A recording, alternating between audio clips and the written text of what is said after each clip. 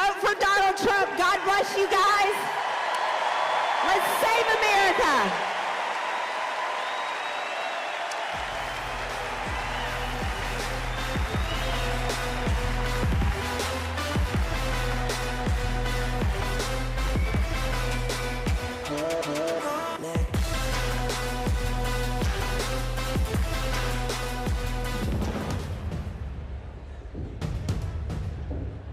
When I hold gold in my hand, it feels right to me. I've looked at a lot of gold companies, and there is one that I would trust, and that's Fisher Capital. I have a deep fear that globalist bankers may target individual consumers just because they're conservatives. That's why I think we need the safety of gold. There's only one man who can save this country. That's Donald Trump. Donald Trump is going to be the nominee. He was a terrific president. I'm honored to call him a friend, and we have to get him back in the White House, period.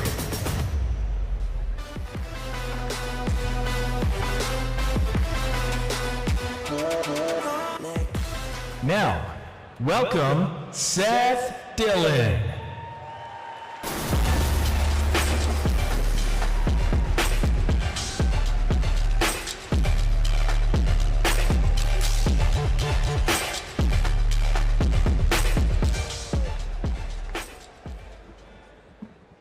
Wow, what a crowd. I got to get a selfie with you guys real quick.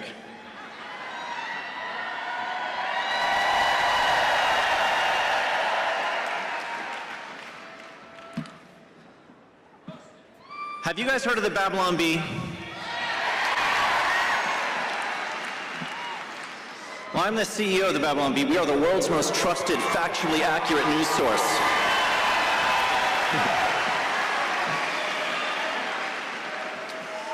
We have now surpassed The Onion. We're actually the second most popular satire site in the world now, just behind CNN.com, which I think is quite an accomplishment.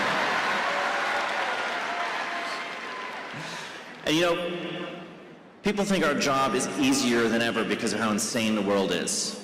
And I have to correct them when they say that. They're wrong. Our job is not easier. We have to exaggerate what's going on in the world, and how do we parody that which is a parody of itself? The world has gone completely insane. It's too absurd to be satirized. I try to put it in terms that people can relate to. Maybe this will help. Imagine if your job is to write jokes that are funnier than what Democrats are doing in real life. Imagine if your job is to write jokes that are funnier than a Kamala Harris speech. She really let her mask slip too when she said, "You're at the wrong rally." Can you believe she said that? Now is the time that Democrats are supposed to pretend to like Christians, right? Oops. But yeah, our job is more difficult than ever. In fact, it's difficult to the point where our jokes keep coming true. We have over 100 jokes that we've told that have come true as if they were prophecies. That's how insane the world is. We told a joke about how the only people still wearing masks at this point are probably just super ugly.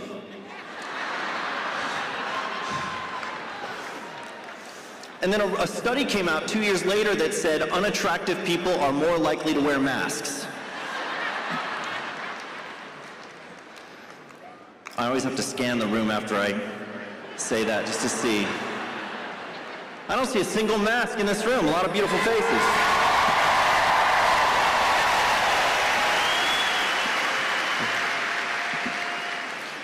It is true, though, that the world is insane. It feels like we're living in a South Park episode, doesn't it? We have Riley Gaines is coming out. Riley Gaines is an American hero. She's going to be speaking here in just a bit. She's dealing with this madness. You know, we have men dominating women's sports right now.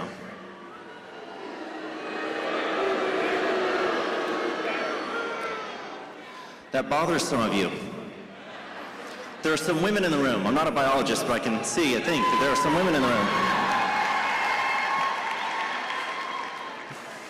But we have men dominating women's sports. You know, that, by the way, that issue could end tomorrow if women decided to end it. If they refused to compete against men, it would end overnight.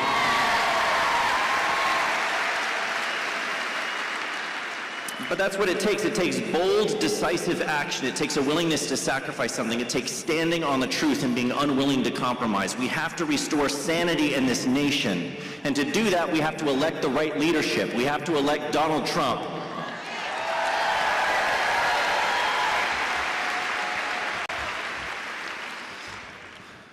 We have to safeguard speech, too. You know, this is the fight that we've been involved in. I don't know if you guys have followed the battles that we've been going through with censorship, but we've been fact-checked so many times. They keep rating our jokes false. Jokes like Ninth Circuit Court overturns death of Ruth Bader Ginsburg.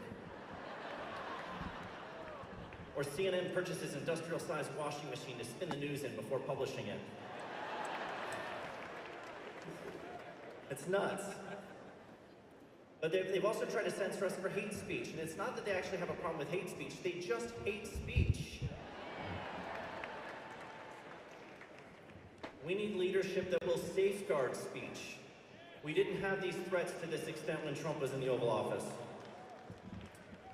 We need to bring him back so that we can safeguard the rights that are under threat, that are under attack. Life, liberty, truth, goodness, beauty, all of these things are under assault.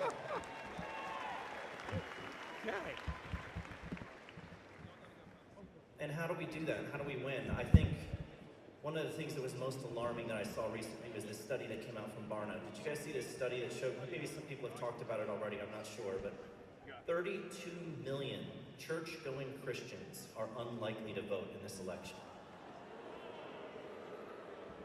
Let me say that number again, 32 million. You know, the last election in 2020 was decided by thousands of votes, not millions of votes? This election is ours if Christians will do their duty and elect the right leadership.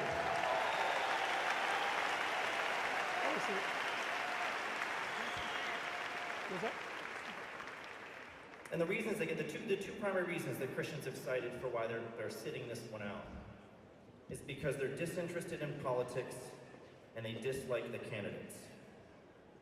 And these are terrible excuses. You know, policy matters so much more, infinitely more than the person. Policy is what matters.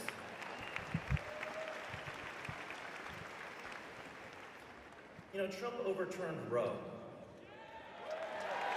The gas South Arena is packed. The gas South Arena is packed. And the gas South Kamala Arena Harris is packed. wants abortion on demand throughout the pregnancy, maybe even a little after, without restrictions. Earlier in the day, I see Trump supporters outside the arena before the doors open. We have a duty as Christians to fight for and defend that which is good and true. Lives are on the line. Our rights are on the line. Sanity is on the line.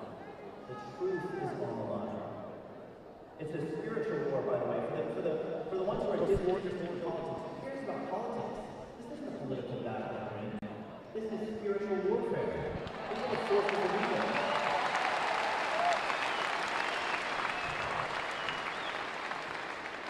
These aren't minor political differences. The left is after our kids. They want to cultivate confusion in our kids, confuse them, and castrate them, mutilate them.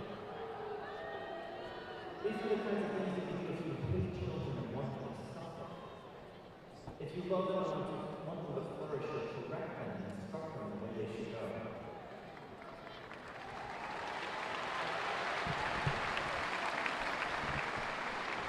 They say evil prevails when good men fail to act. Usually that's something that they say in times of war, right? When there's actual physical conflicts. But it's just as true of political issues, political battles, spiritual battles, cultural battles. Evil prevails when good men fail to act. We need to stand up. We need to vote for freedom, for truth, for goodness. You have two choices as far as I can tell. Christians have two options. You can either vote for Trump or you can vote against Kamala Harris.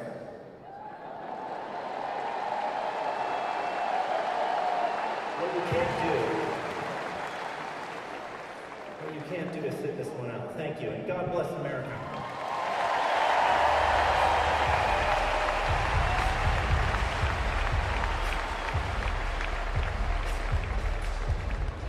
There's no guarantee to free speech on misinformation. If they don't moderate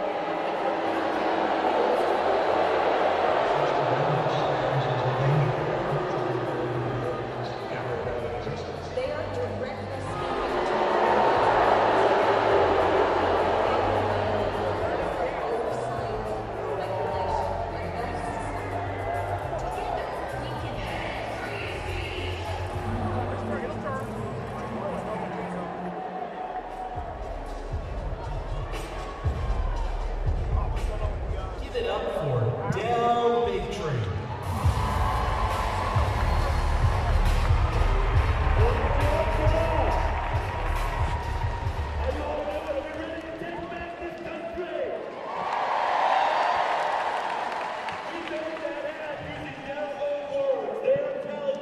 So we'll be able to use that sound. I can toss that sound then? Every single one of them do not believe in the First Amendment any longer. That should scare all of you. Because no matter Matt, are you there? what we will never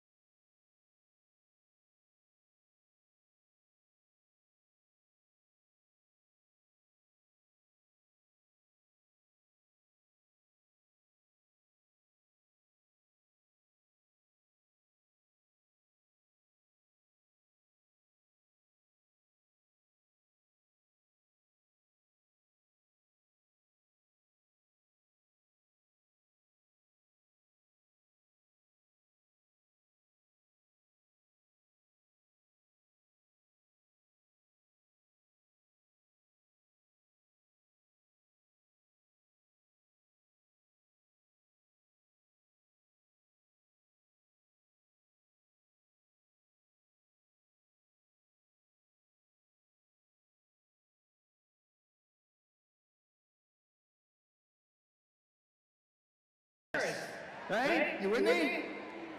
Okay, so here's what we're going to do. And the beautiful thing about these events is that there's thousands of people here, but there's thousands more watching this, okay? So let's do a little math. I need you to promise two things, right? One is everybody's going to go to the polls before Election Day. Will you promise me that? All right, now here's the hard part. You got to do this, okay? It's fun to come to these rallies. Get you jacked. It's all good. We're having fun. When the boss comes on tonight, I was honored to be with him last night, watching the speech. Tulsi Gabbard comes on, says he's a Republican. We like that, don't we? I'm telling you, this man, who I love so much, who I've known so long, is in a state of political grace right now. He understands his mission. His mission. He knows what to do. That's the beauty of this. He can step right into the Oval Office, and in 100 days, he can get done what he needs to do on inflation and the economy, on securing that border, on Gaza and the Ukraine, on law and order. And I'm still looking. I've been all over this country. I'm still looking. I'm still trying to find that one person who supports transgender men in women's sports. Are you here? Doggone it, I'm trying to find that person. How dare that party of the Democrats do that to a country when nobody supports it in the country? Okay? But that thing you have to do for me, besides vote, is what? You got to get 10 people, family, friends, colleagues, to the polls. Will you do that for me? Come on, will you do that for me? Will you do that for Donald Trump? If you do that for me and Donald Trump, you do that for yourself. You understand? That's why we're here today. We got less than 2 weeks. I know how this works. You've got to do your mission. All right, my time is over. I'm going to do a little paid commercial now. I didn't get a dime for this. But if you want to know the real story of Kamala Harris, watch this documentary by Newsmax called Blind Ambition. Newsmax, Blind Ambition. It's the best thing out there. And those folks up there in the fake news, that's the stuff that they're not telling the rest of the country.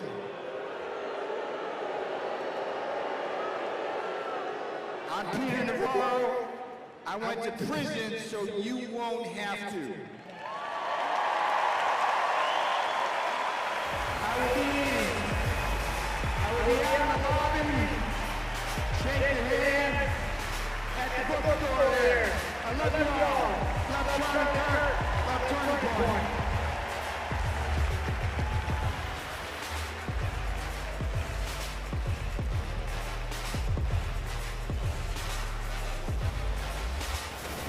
Let's hear it for Riley Gaines.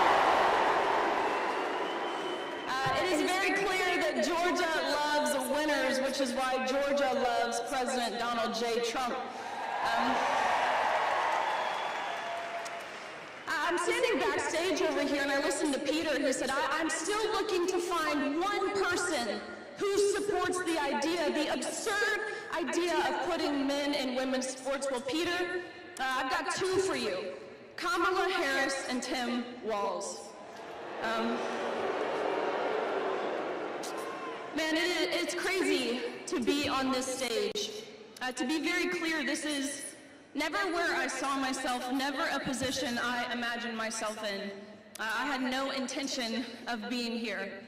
I was in dental school after college, hoping to become an endodontist, but by God's will and His favor, here we are.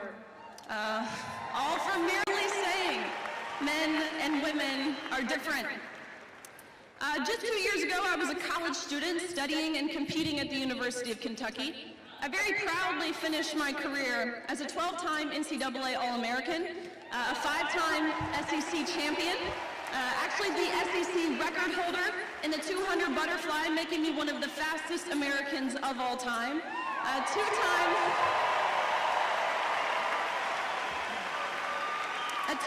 Olympic trial qualifier, SEC Scholar Athlete of the Year, SEC Community Service Leader of the Year. The list goes on, but again, just to reiterate, it really is a lifelong journey to be able to compete and ultimately succeed at the highest level. I could share my personal testimony of the events that led me to be here. I could tell you about how me and my teammates were robbed of a fair shot of winning a national championship. I could share the grotesque details of what it was like being forced to undress inches away from a 6'4" man who watched us strip down to nothing while he did the same, exposing his fully intact, naked male body.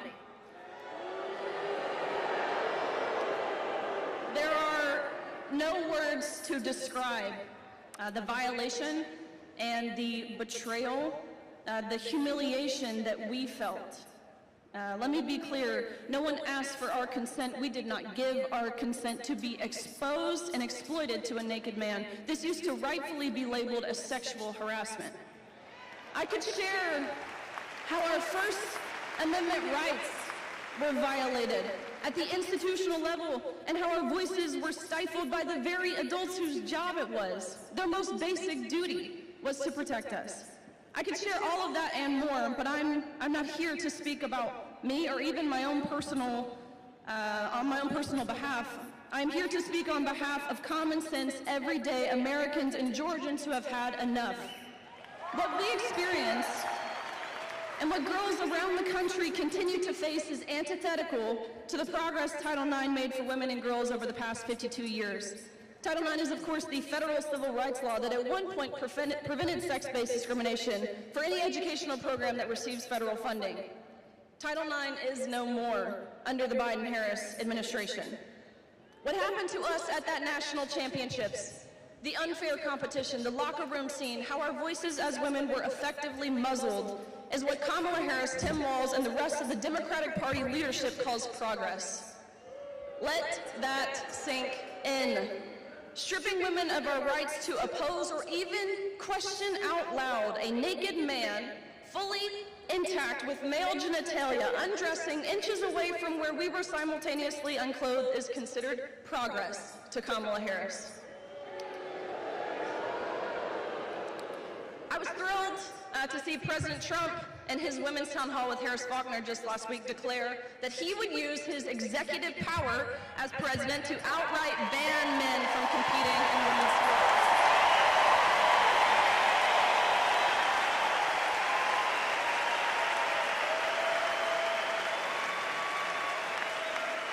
That is what leadership and moral clarity looks like. Bottom line is this shouldn't be a political issue. Your daughter's safety, your daughter's opportunities to achieve and succeed, it shouldn't be a political or controversial statement to say your daughters deserve privacy in areas of undressing. Yet unfortunately it is. We have an entire political party, at least in terms of elected representation, who believe you can change your sex as often as you change your socks. Recently in the U.S. House, the Protection of Women and Girls in Sports Act was introduced, and it fell entirely on party lines, meaning 219 Republicans voted in favor of protecting women and girls in sports, and all 203, every single last one of them, mothers and fathers of their own young daughters, all 203 Democrats voted in opposition of protecting women and girls in sports. But how can this be? The Democratic Party, they're the ones who claim to be of and for women. They pride themselves on it. My question to Democratic leadership is, how in the world can you claim to defend what you can't even define? They say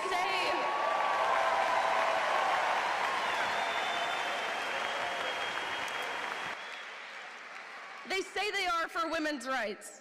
When they say that, understand they're talking about the women's ability to dismember and abort a developing child in the womb. They use phrases like reproductive rights and healthcare freedom. Yeah, but where was that healthcare freedom during COVID? They didn't believe in bodily autonomy when it came to injecting yourself with an experimental, ineffective vaccine that has zero credibility.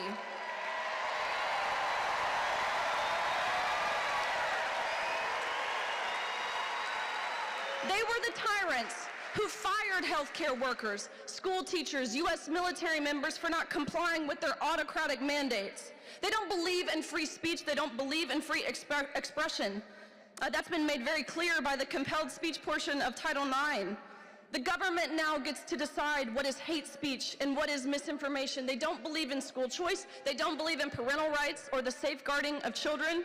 They don't believe in freedom, unless it is the freedom to murder a baby or the freedom to chemically or surgically castrate children. Governor Sarah Huckabee Sanders, she said it best in her State of the Union address response. She says the dividing line in America is no longer right versus left, red versus blue, Republican versus Democrat. The choice we have in 2 weeks is normal versus crazy.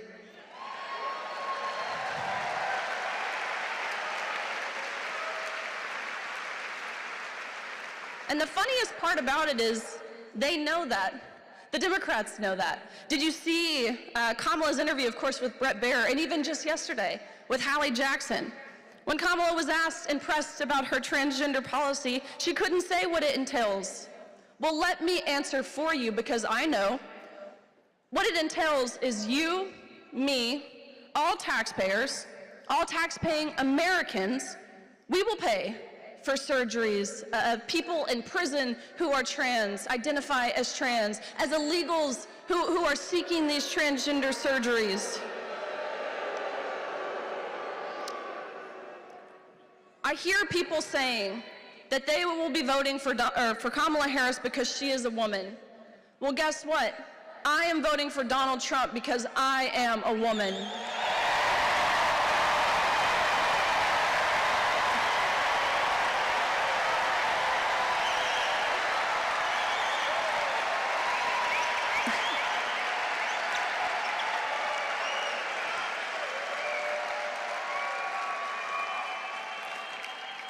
Folks, we know we're winning. The left knows it, Barack Obama knows it, Kamala Harris and Tim Walz know it. We need to win back the White House, we need to win back the Senate, we need common sense, we need sanity, we need stability, we need strength, we need to fight, and we all need Jesus and His grace.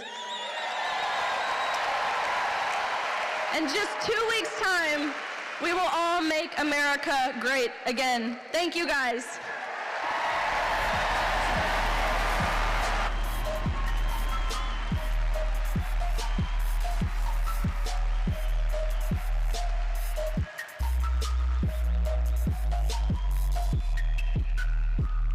Welcome to the stage, Benny Johnson. The future of MAGA is here. For Giotto Blow. This is Donald Trump is your president. 2024, we coming back. Joe Biden in the crowd taking naps. And his son Hunter doing crack. What's going on, Georgia? My people! What's happening? Woo! Look at this! In the words of Jesse Smollett, this is MAGA country, baby! Woo!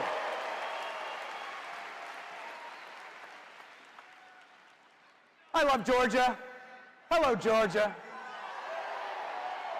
What? Loud up there, baby. That's my dogs. My dogs up there.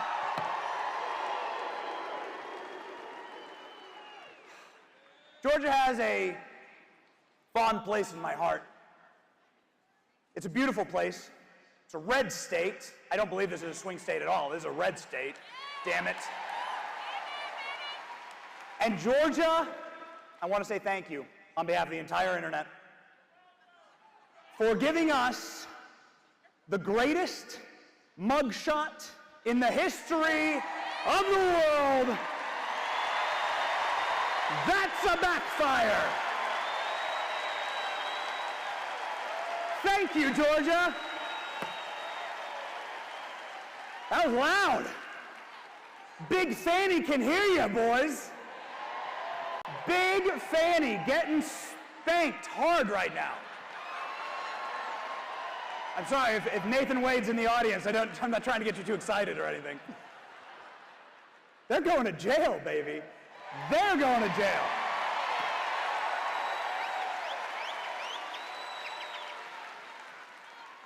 Look what they tried to do to my boy.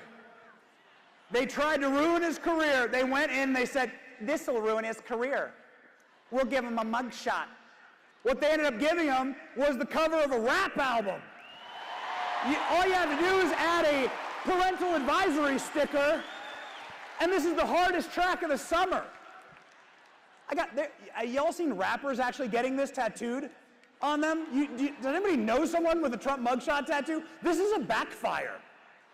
This is the biggest backfire in the history of politics. There's Forgiato Blow right there. Stand up. This rapper has a Trump tattoo of this mugshot. That's a backfire, baby!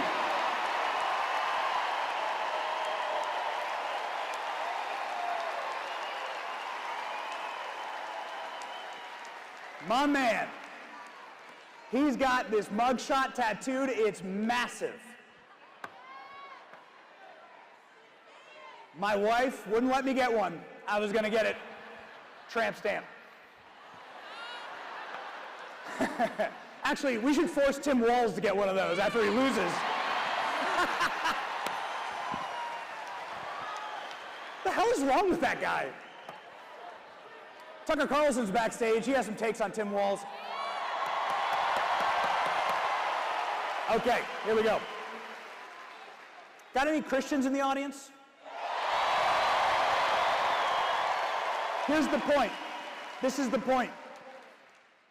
What man intends for evil, God intends for good. And that's what happened here. It's what's been happening to our boy Don. This entire election cycle, they have tried to assassinate him. They tried political assassinations, Hillary Clinton, Russian dossier. They tried impeachment assassinations. They tried judicial assassinations. He's facing 400 years in jail. Some states tried to take him off the ballot. They tried to remove the capacity to vote for Donald Trump. That is itself a style of assassination. So when you vote Trump, vote twice as hard for those people that didn't want, the democracy defenders that wanted to take him off the ballot. Ladies and gentlemen, then they tried literal assassinations. I see Brick Suit down here in the front row. He was there in Butler. But what man intends for evil, God intends for good. And what we ended up getting was something even more epic, ladies and gentlemen.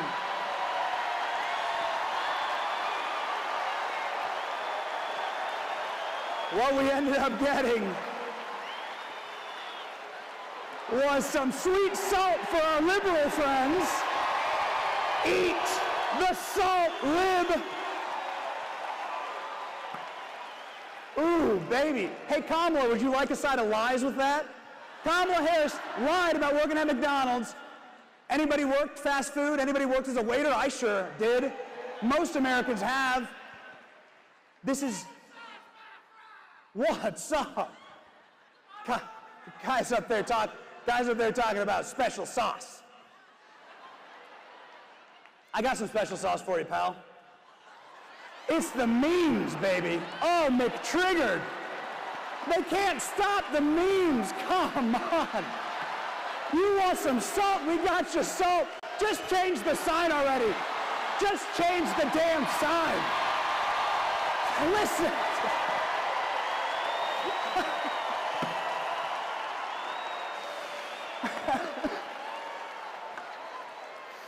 can do it. We can do it. I want to speak to the manager.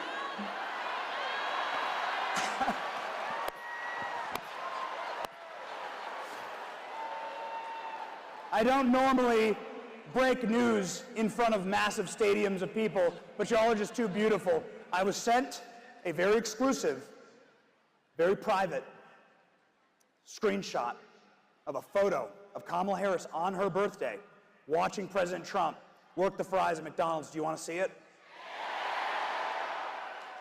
No, it sucks. Oh, no. Oh, I'm so sorry, Kamala. This was not a great birthday present for you. Commander-in-Chief, come on. How do you beat this? You don't beat this. Trump fixed the ice cream machine.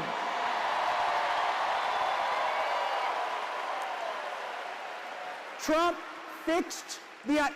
worked at McDonald's for one day, he fixed the ice cream machine, and now Joe Biden's wearing a MAGA hat. What timeline are we living in? This is the greatest timeline. I have played for you some memes today. That's not a meme. Joe Biden knows. It's all the ice cream machine, baby. Not a meme. A real photo. Who wants a commander-in-chief who's a servant leader? Because that's what this is. Christian servant leadership is putting on that apron when you're a billionaire, getting your hands dirty, getting some of that salt, some of that grease on your skin. Who's been there? I've been there. Working like the common man. You know what that does? That gives us dignity. It says we are all created equal. God did create all of us equal. There is no white or black America, red or blue America. There's just the United States of America. We're all together here.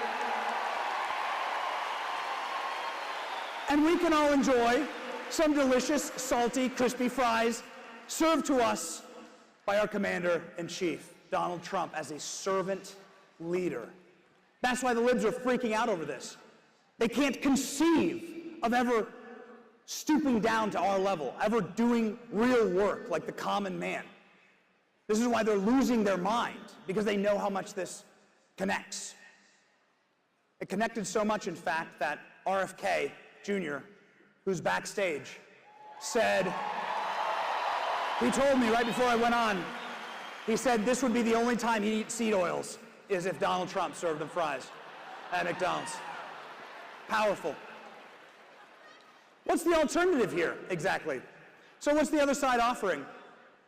Somebody yelled, "Christ is King," at Kamala Harris, and she said, and I quote, "Oh, you were at the wrong rally this week."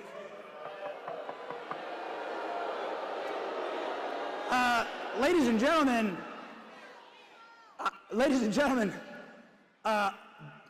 when somebody shows you who they are, believe them.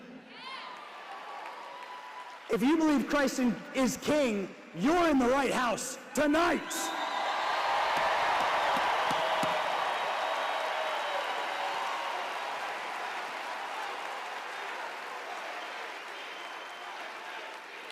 Christ is King. Christ is King.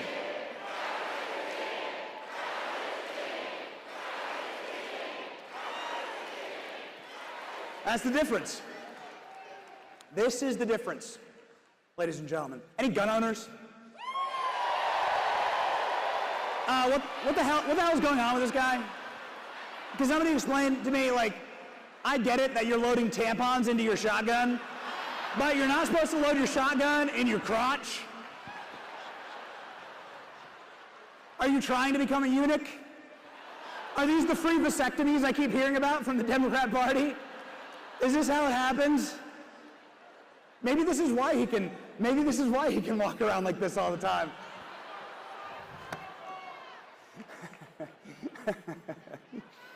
Good old tampon Tim. So total frauds. Do not start a tampon Tim chat. Do not do it. Although I will tell you, the greatest self-control I've ever seen in my life is the greatest self-control I've ever seen in my, that's the J.D. Vance section up there. The greatest self-control I've ever seen in my life is,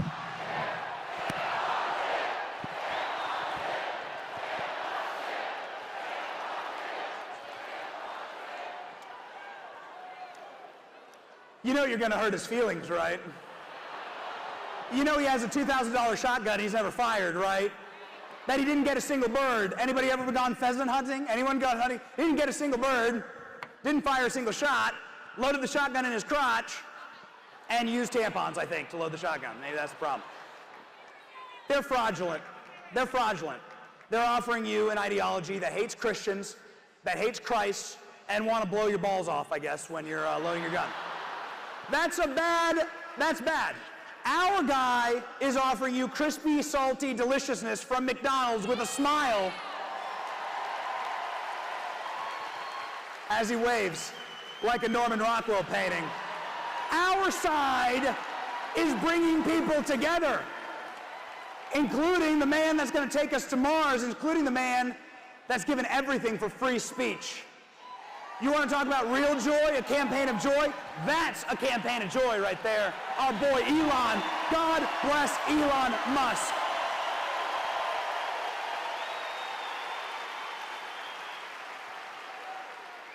Look at this moment. RFK will soon be on stage. This is the movement of populism. Populism is popular. The reason why is because, correct me if I'm wrong, we're all Americans, damn it. This is our country. There's not going to be another one. We're Native Americans. We were born here. My granddaddies were born here. That means it's our country, and they have no right to destroy it. Populism means protecting our borders. Populism means putting America first, and there's only one motivation that you need, ladies and gentlemen, to carry through the day, and I'll share it with you. It's my motivation. It's my kids. This is my family. I got 3 kids, and that's my wife right there, Nurse Kate. We're pregnant with our 4th.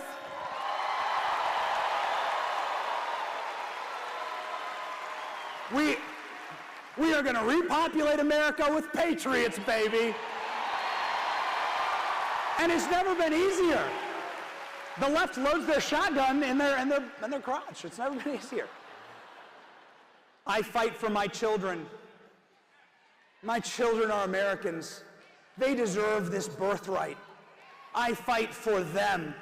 They're Americans, and a blessed generation leaves the country better off for their children. That's my motivation. That's what making America great again means. It means making America great for my American children.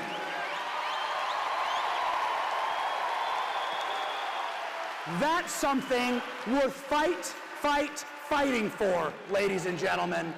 That's what we are going to do. And I'll leave you with this. All God ever asks for, he asked for this in the Old Testament, Sodom and Gomorrah. It was a place that, they had a very rough, bad go. And all God asked for, the angel of God asked for, is for good men and women to stand up. And he said, I will save your land. I will save your nation. Will you stand with me and be seen tonight by God to save America? May God bless you. It's your boy Benny. We're gonna win. The future of MAGA is here. For Giotto Blow. This is Donald Trump is your president. 2024, we coming back. Joe Biden in the crowd taking naps. And his son Hunter doing crack. Call me what you want. Now joining us, Dr. Ben Carson.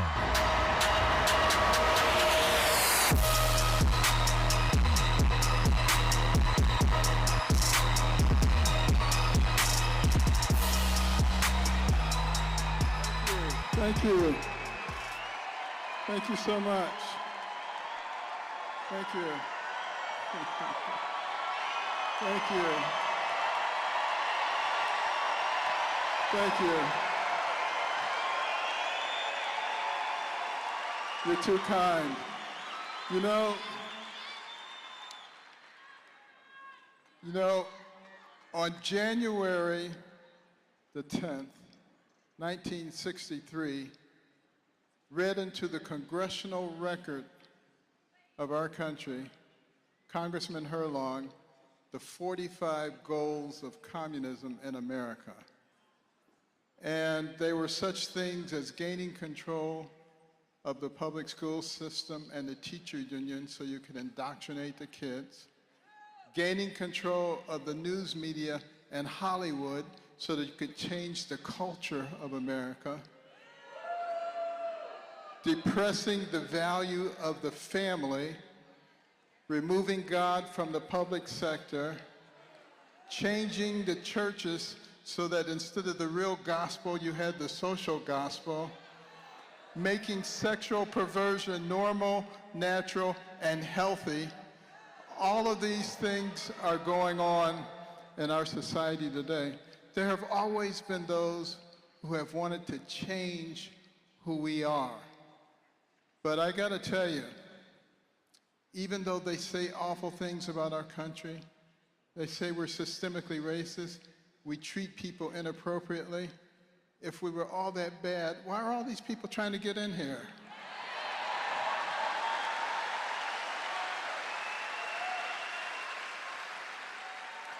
And those who want to change our country, particularly the leftists, the Marxists, they're so close right now.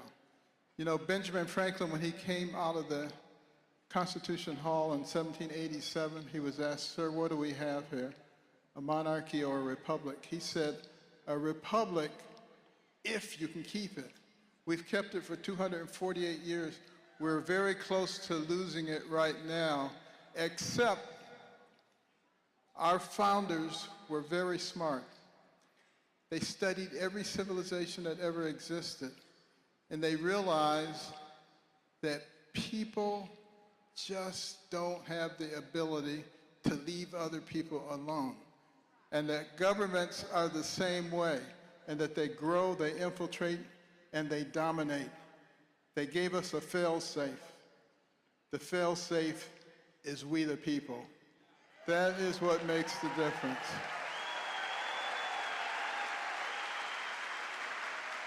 And what they put in our hands was the ability to vote, and to vote in an appropriate way.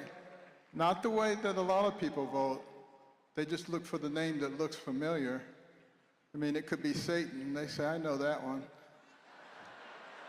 In many cases, it is. So obviously, that's not the way to do it. But the reason that they're so desperate right now is because they're so close to pushing us over the edge. But that's also the reason that they are so afraid of Donald Trump, because he knows who they are. He knows what they do.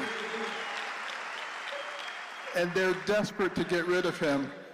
One of the ways that they're able to get their way is by intimidating people and making people fearful. It sort of started with political correctness, and then it's morphed into wokeness, and now it's gotten to the place where you have cancel culture, and there are a lot of people who are afraid, so they think the right way, but they won't say anything, because they don't want to be called a nasty name, they don't want to be canceled, they don't want their families to suffer any damage. But I have to tell you this truth. You cannot be the land of the free if you're not the home of the brave. Got to stand up for what you believe. That is so important. But after Trump wins on November the 5th,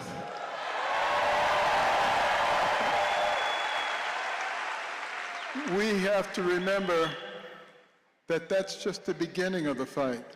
Because, see, they're going to do everything they can to try to make it unsuccessful. But we're not going to allow that to happen. We are not enemies. We, the American people, are not each other's enemies, but they want us to think we are. And they drive wedges between us on the basis of race, age, income, religion, political affiliation, gender, you name it, they drive wedges. But we have to be smart enough to recognize that the one world government people realize that we are the one that's in the way. They can't overcome us militarily, so they're going to try to destroy us from within by attacking our families and our faith. But we know who they are and what they're doing, and we're not going to let it happen.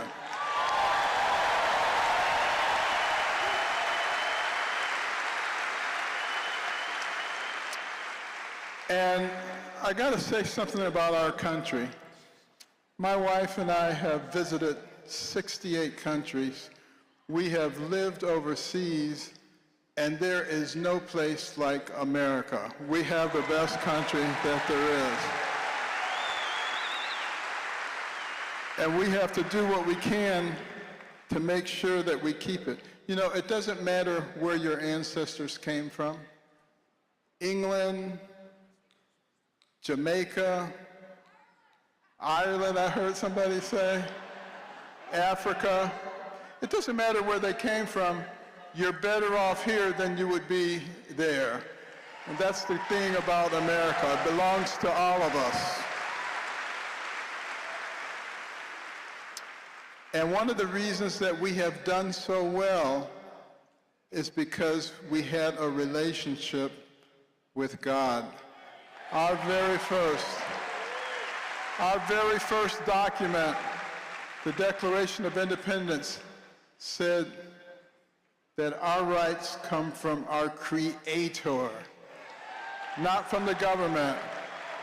And the government can't take those rights away from us. Only God can.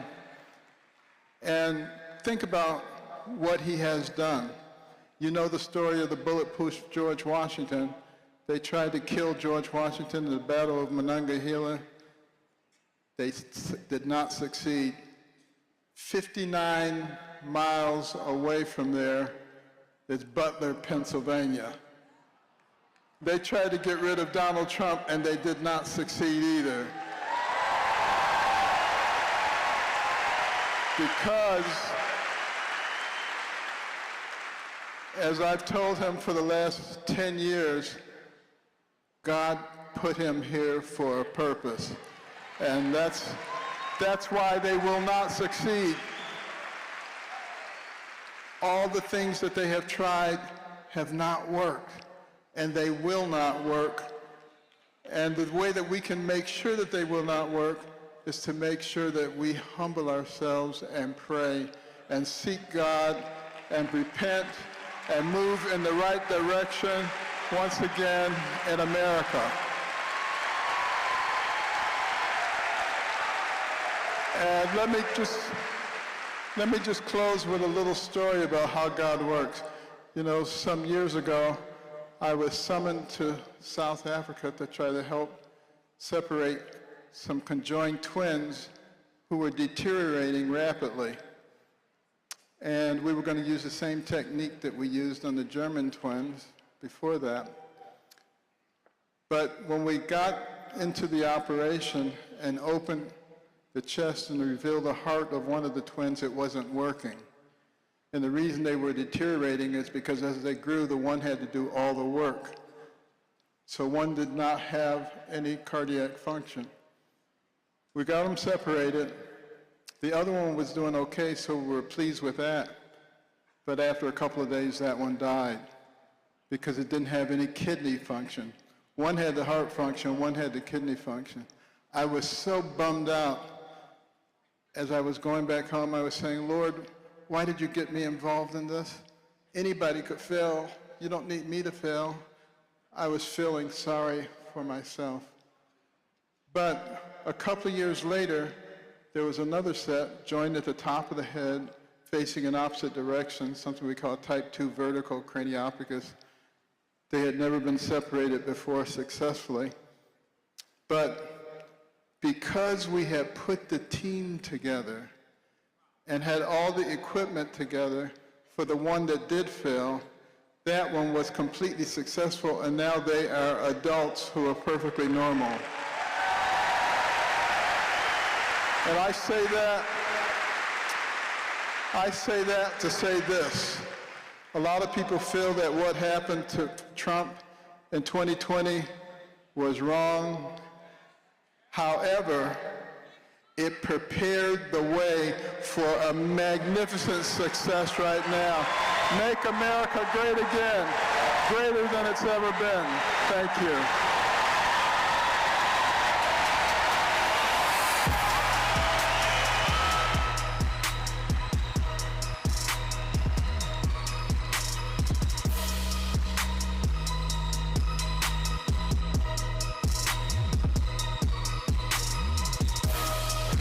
Introducing Tulsi Gabbard.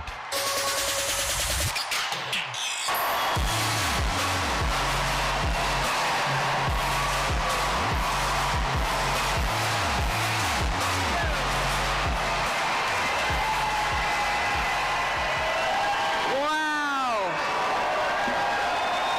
Aloha, Georgia.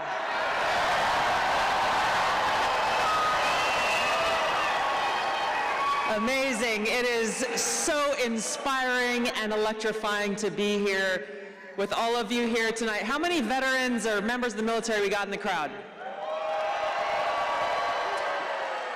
So we got 12 days and a wake up till Election Day. The heat is on. It's funny how crazy things have been and how much has changed. You know, I was a Democrat for over 20 years. The Democrat Party that I joined is completely unrecognizable today. I never would have imagined that we would have a Democrat Party under Kamala Harris that is anti-freedom. It's the party of war. It's the party of censorship. It's the party of open borders.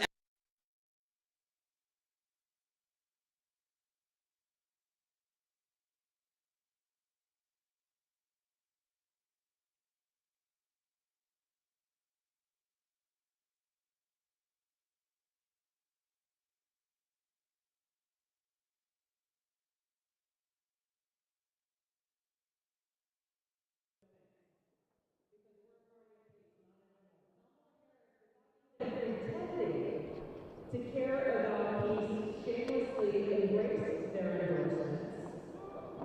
And the endorsements of those who care more about power and feeding the war machine than they do about taking care of our brothers and sisters in Western North Carolina right now.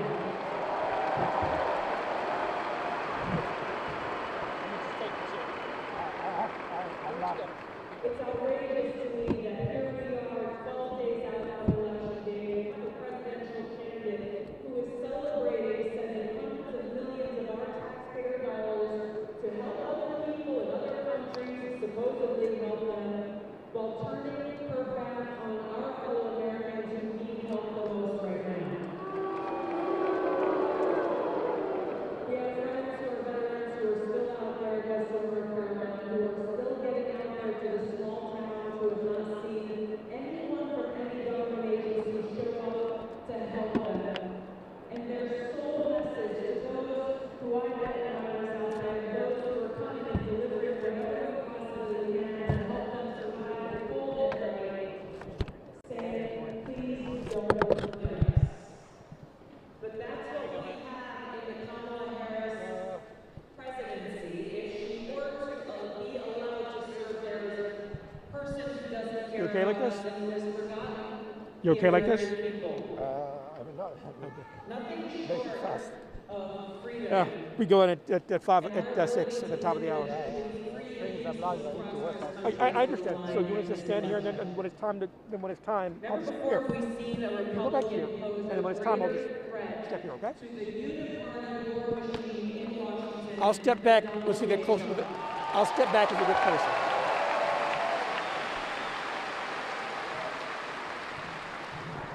And that's why they have been doing and are doing everything they possibly can to destroy him.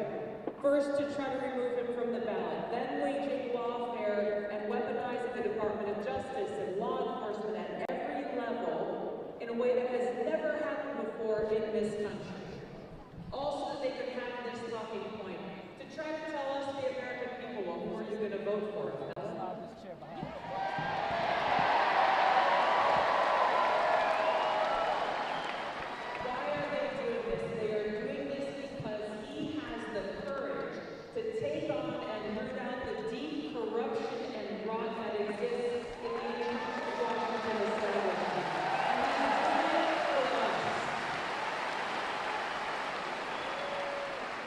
Let me see something. At 6 o'clock, you have to go live. Are you going to be right here? Grows stronger and stronger. He is not going to sit down. If you don't mind. How long are you going to be? So we face About a like 2 pivotal minutes. time I probably can't do it. as Americans, I'm not going to be here regardless at of 7. anyone's Okay. political affiliation. The choice for us is very clear. We have a choice They're gonna vote for us. between a presidential candidate who has shown through her record that she can have a presidency of more war, and pushing us to the brink of nuclear war. She can have a presidency that is against free speech, not hesitating to use the levers of her power to retaliate against political opponents, as she has done with Donald Trump, as she has done with Bobby Kennedy, and she has done with me.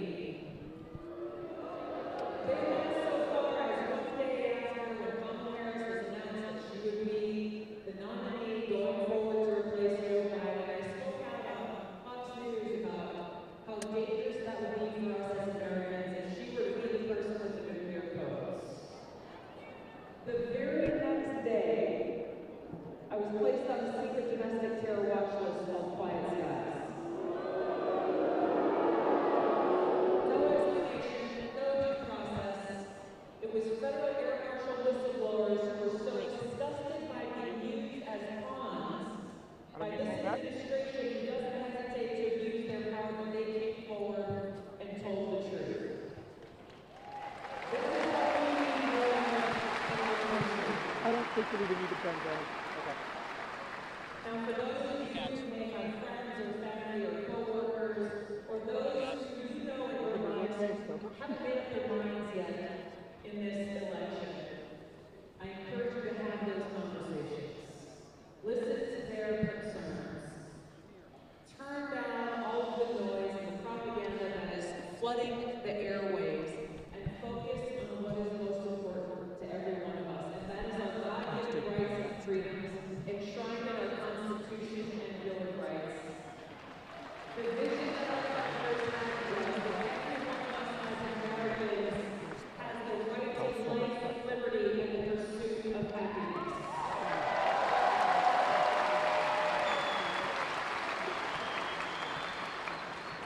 It is up to us to save our country.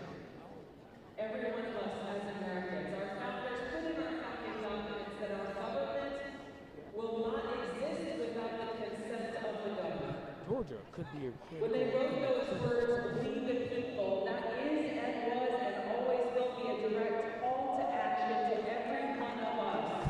Yeah, can you hear me? Can you hear me? Can you hear me? Feel our responsibility as citizens in this country to defend our freedom. Because our freedom is on the line. So when we go to cast our votes, how many of you have already voted? So that means the work you gotta do over the next 12 days is to find at least 10 people in your lives who have not voted, convince them why it is important to stand together to defend our freedom and vote for Donald Trump, and don't stop calling them until they tell you that they actually voted.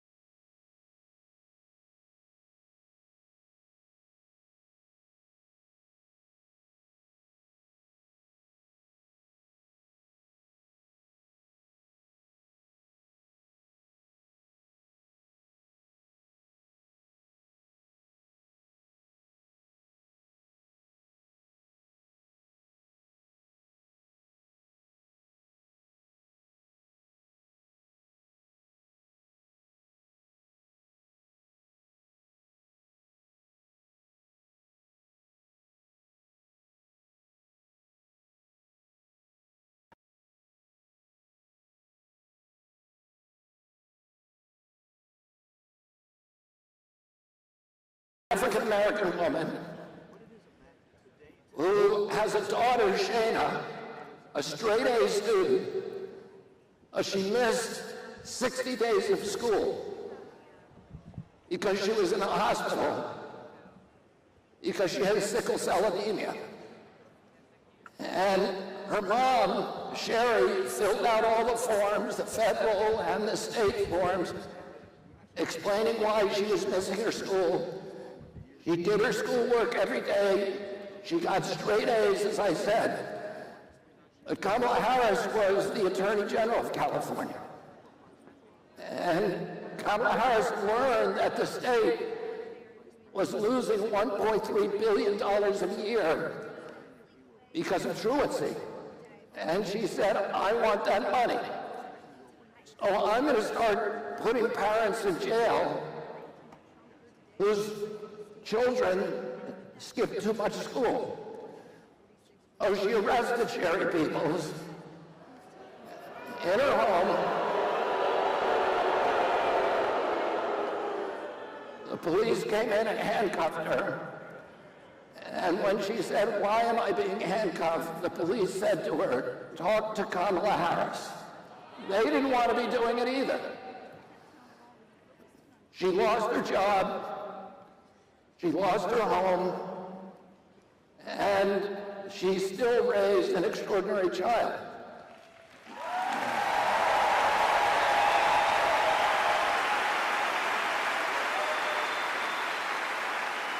But don't you want a president of the United States who's going to end chronic disease rather than putting parents in jail?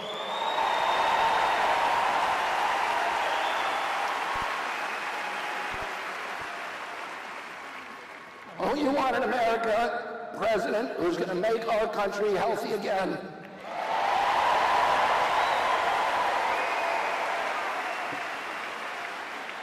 I saw another posting while I was driving down here today that shocked me too, actually. One was of President Obama saying that he didn't understand. And he didn't understand where all the division was coming from and the polarization in this country.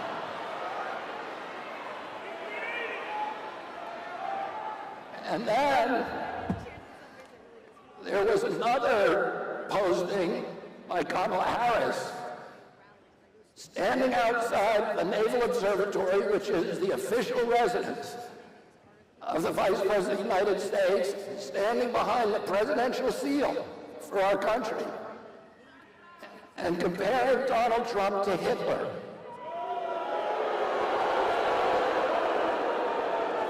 And saying that he was a fascist. And she based this extraordinary, irresponsible accusation on a story by John F. King,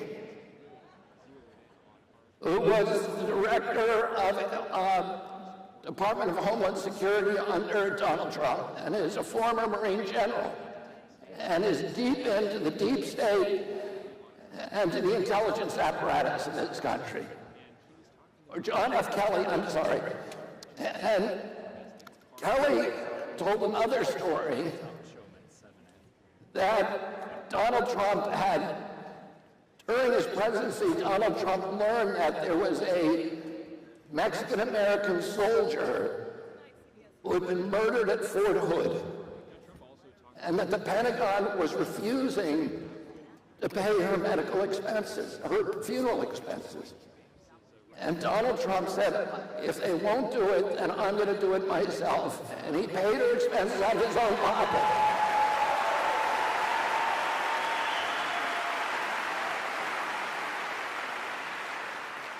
And in order to discredit this extraordinary gesture of love and generosity by the American president, a soldier who he had never met before, John Kelly invented a story that he had made an insensitive remark about Mexicans.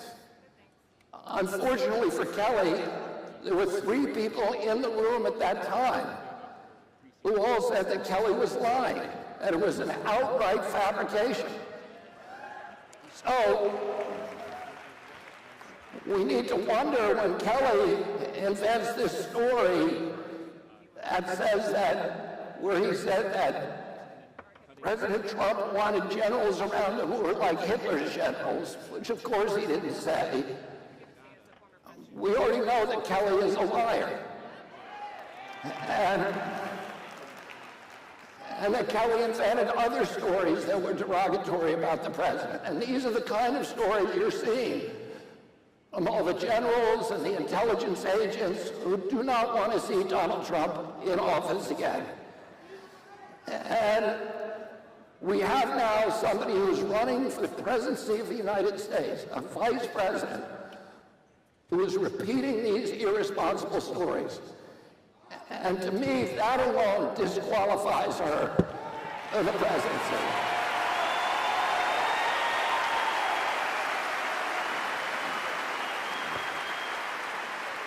You all know that when we were, most Americans, when we're growing up, of my age at least, we were asked about this moral quandary, about whether we would, if we could go back in time and kill a young Hitler, should we do that?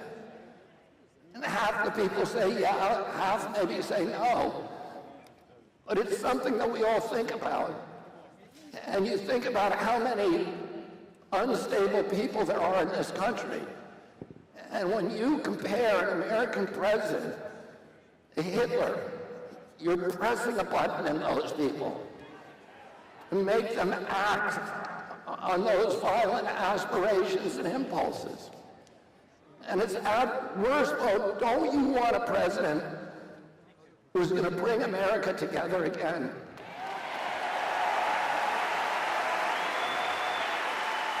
Who's going to end the polarization and the division in our country?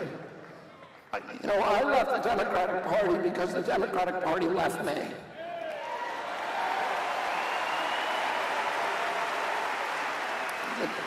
The Democratic Party that I grew up with was the party of peace. It was the party of constitutional rights, including free speech. It was the party of women's rights and women's sports. My uncle, Ted Kennedy, wrote Title IX to make sure that women could play sports with other women.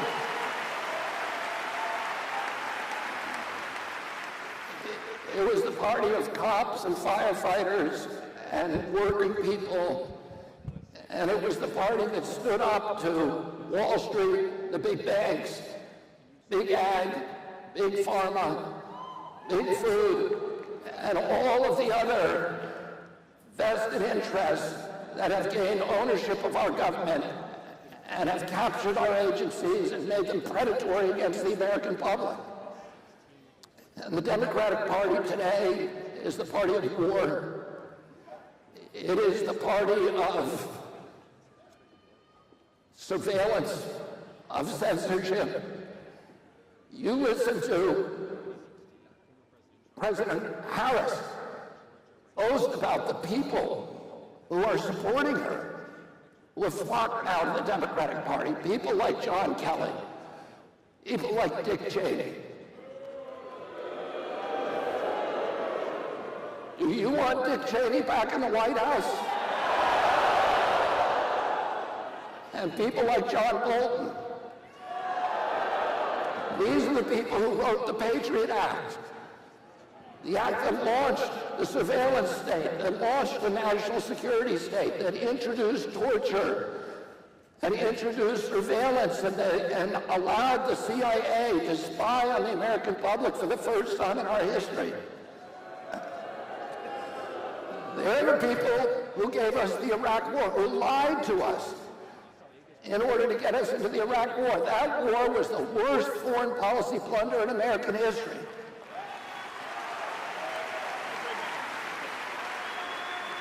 That war cost $4.3 trillion. And we killed more Iraqis than Saddam Hussein. We created ISIS. We drove 4 million refugees into Europe and destabilized every democracy in Europe for generations. Brexit is a direct result of that war.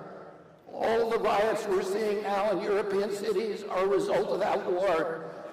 The rise of totalitarianism across Europe, the end of free speech across Europe, is a result of that war. And don't you think we should have learned a lesson from that war? You think the Democratic Party learned that lesson? Do you think Dick Cheney has changed his opinion about the Patriot Act? No. He's changed parties because he thinks the Democratic Party is now the party of the neocons. It's the party of surveillance, of censorship, of war. And it's the party that is a cheerleader for big ag, for big pharma, for the people who are poisoning our children. The most existential threat that our country faces today is this chronic disease epidemic. When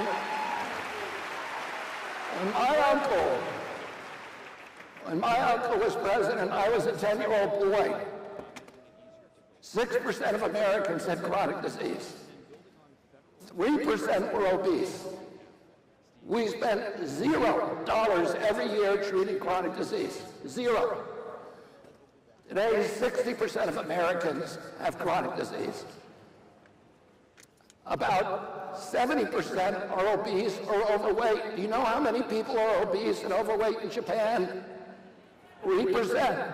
Same as here in 1963. We have 70%. 77% of American kids cannot qualify for military service. The diabetes rates in our country have gone from virtually 0. When I was a kid, the average pediatrician saw 1 case of diabetes in his entire 50-year career. Today, 1 out of every 3 children who walk through his office door is diabetic or pre-diabetic. When I was a kid, and today, in 70-year-old men, 1 in 10,000 people had autism. Today, 1 in every 34 of our children have autism. 1 in every 22 boys.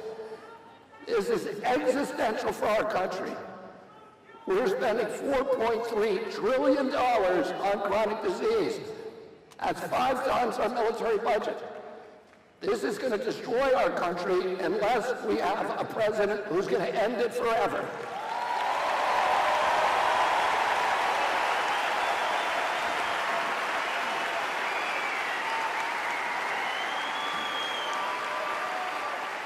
And that's why I am fighting every waking moment of the next 15 days to make sure that Donald Trump is elected President of the United States. Now, when I was a kid, the Republicans controlled all the money in this country. 70% of the wealth in our country was owned by Republicans, about 30% by Democrats. Today, 70% of the wealth is owned by Democrats and 30% by Republicans. There's been a total inversion of policy and of the constituencies of both these parties. The Republican Party has been become the party of working people in this country.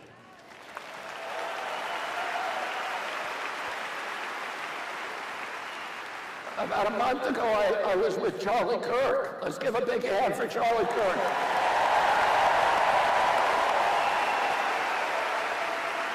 And he said to me, he said, Donald Trump ran all the billionaires out of the Republican Party, like Bill Gates. And yesterday, it was announced that Kamala Harris has raised $2 for every $1 that has been raised by Donald Trump. That's because it's all coming from people like Bill Gates. And they have all the money now. And we have all the people.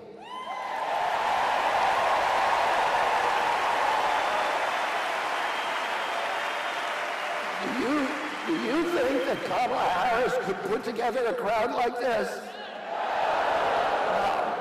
No way. We are going to win this by a landslide.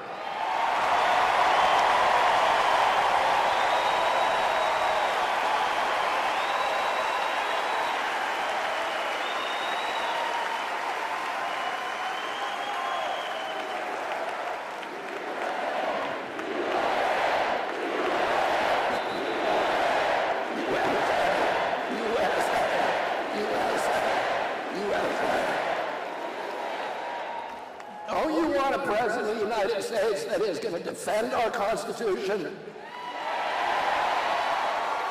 I say one other thing. President Harris said today in her post, in her speech, she said that President Trump was going to turn the U.S. military against the American public and use the public to promote his agenda. How many of you think that is true? Well, what's interesting to me is that the Biden-Harris administration has done something 2 weeks ago that has never been done in American history, which is to send exactly legal force, to send a directive to the Pentagon, changing the law to make it legal for the U.S. military to use lethal force against American citizens on American soil.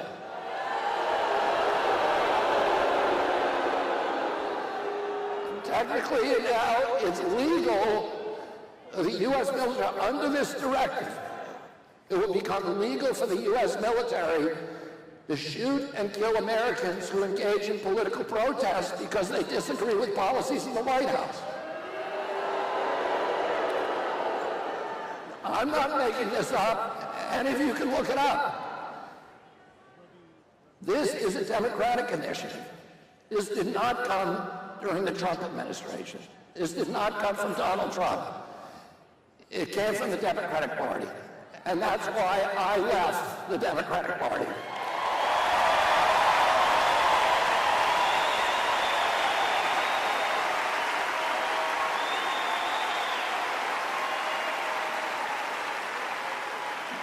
Don't you want a president of the United States who's going to protect our Constitution?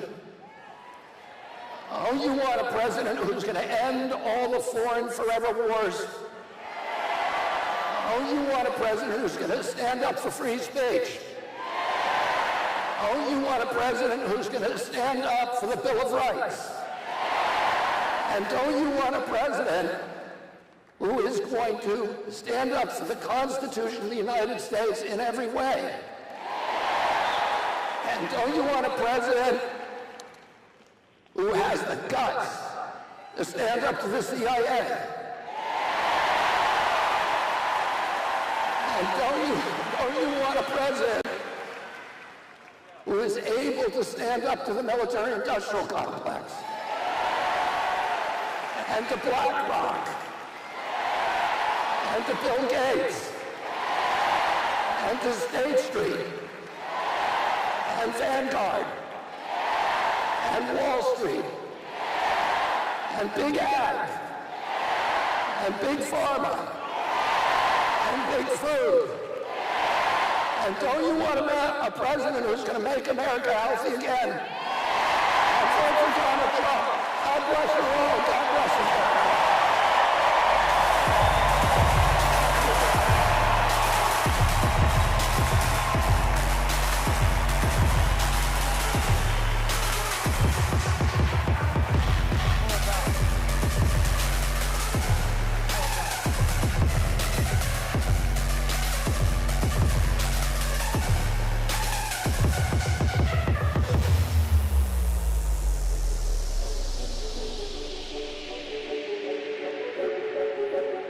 Please welcome Tucker Carlson.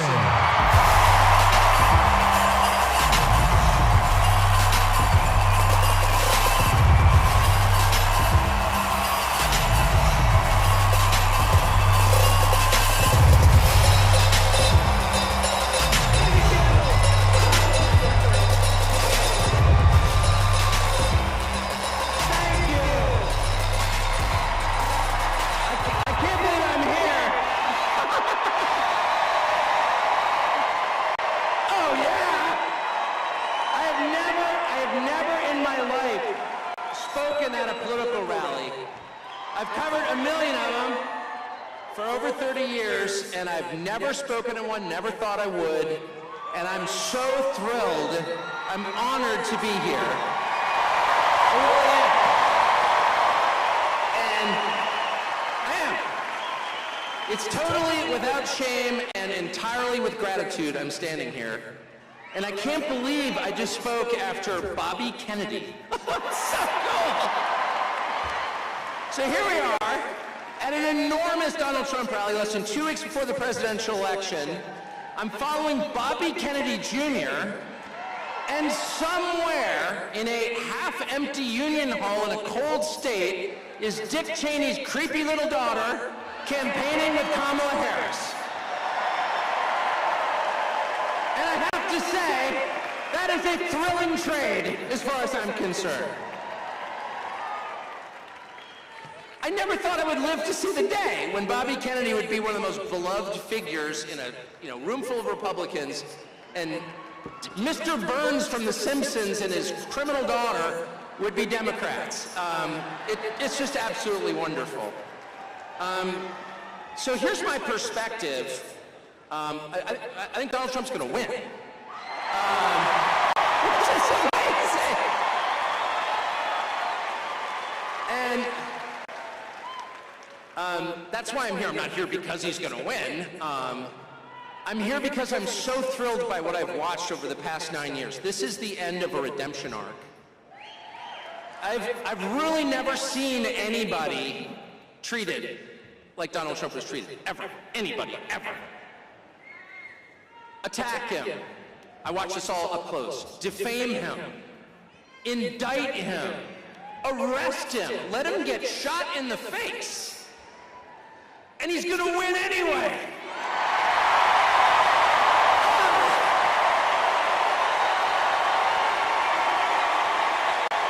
It is a triumph. It's a triumph. The phrase triumph of the human spirit has been turned into a cliche by the people who write movie posters, but it doesn't make it any less real. Donald Trump's victory will be a triumph of the human spirit. It will be a triumph of Americans over the machine that seeks to oppress them. It'll be a middle finger wagging in the face of the worst people in the English-speaking world who are leaders. It will be a moral victory the size of which I never thought I would live to see. And it's essential. It is so important that that happens for a couple of reasons, and here's what they are. The first is to dissolve for all time, for the world to see, the primary lie about Donald Trump, which is that only freaks and misfits like him. That's a lie. And they've been telling that lie since the second he came down that escalator 9 years ago. If you like that, there's something wrong with you. You're the only person you know who likes that. You're a freak. Be ashamed. Do not talk about Donald Trump in public. Don't wear his dangerous little red hat. And if you're in the media, how dare you speak to him? And that was a lie from day one. It was a big lie. It was January 6th is an insurrection. What? It's the kind of lie that they tell relentlessly. They punish anyone who contradicts the lie because it is so preposterous it can only be upheld through force. And in the last 3 months, we have seen that lie dissolve like the Wicked Witch of the West under a bucket of water. Look around. Is this a room full of freaks and misfits? No, it's not. This is a room full of people who love their country enough to obey its laws, who sincerely believe in its founding precepts, who pay their taxes, who go to work. The ever-shrinking percentage of Americans who work a 40-hour week, who expect nothing from the system, and who have given their lives for the system, who were born in this country and plan to die here. And they're the most mistreated group in this nation, and they're also the biggest group in this nation. They're not some weird subculture of MAGA. They're America itself.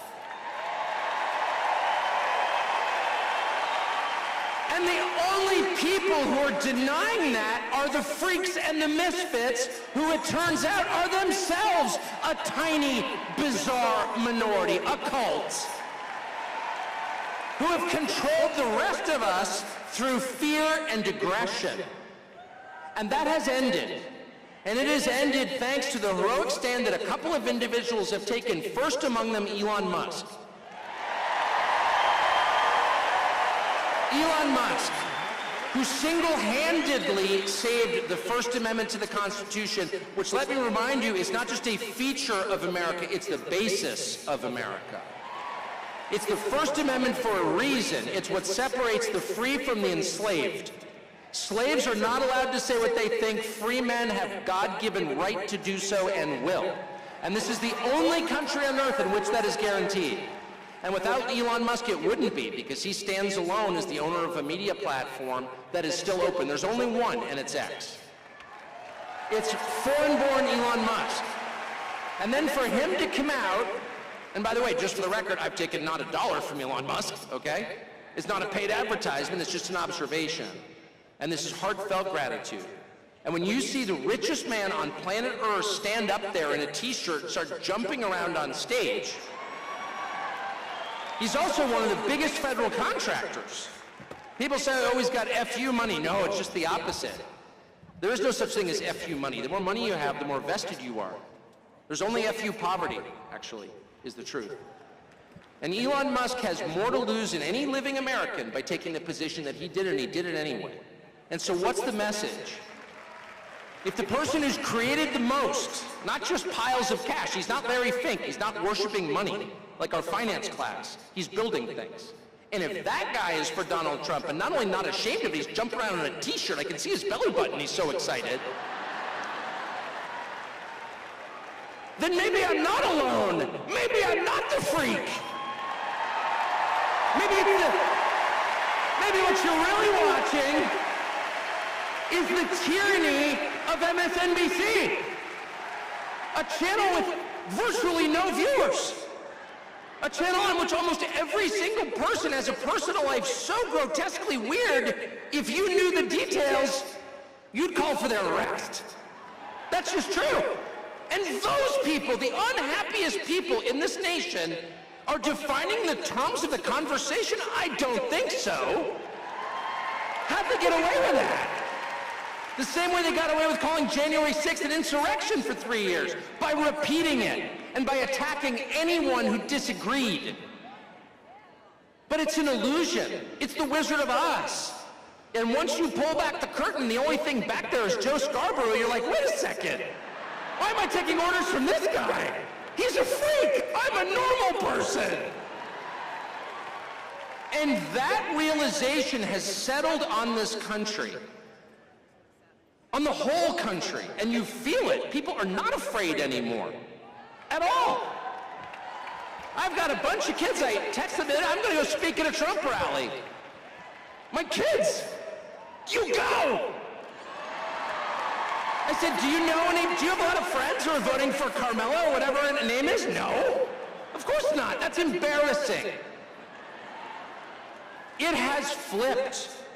The story the country tells itself about reality has flipped. None of the normal people are supporting the Democratic machine. Tim Walz is supporting the Democratic machine. A man you would never allow to babysit your own children. That's the archetype. It's the party of weirdos, of envy, of hate, of resentment, of bitterness, of weakness, of a total lack of creativity. It's a party of conformity. It's a party of the machine, where it doesn't matter who the candidate is because individuals are immaterial. All that matters is the collective. That's the Soviet model.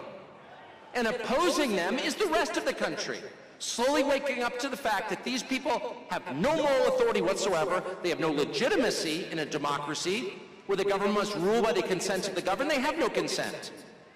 And the way that they've treated this country over the past 4 years is the most shocking thing I've ever seen in 55 years. To allow millions of people, mostly young men with no skills and no English, into our country illegally, and then fly them around at our expense and give them phones and put them on welfare programs that no American citizen can get. It is the most insulting, yeah, boo, but it's worse than boo. That's the biggest crime in the history of the United States of America. And it takes incredible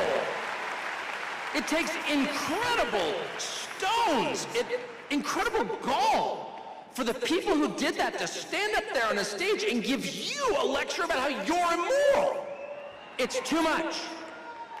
And so that's the second important thing about this election, okay? The first is every person in this room needs to understand you are not in a despised minority. You are in an incredibly gentle and tolerant majority who put up with this crap for way too long. As they insulted not only you, but the memory of your ancestors who died for this country. They tore down statues to their memory. People have never built anything in their lives. They went out of their way to humiliate you and spit on you and the graves of your ancestors. And that's not an exaggeration, they did that. And this country is so nice, it's so polite, it's so thoughtful and empathetic and sweet. It's the kind of country that loves dogs and gives directions to strangers, that we put up with it for 4 years. But we can't anymore.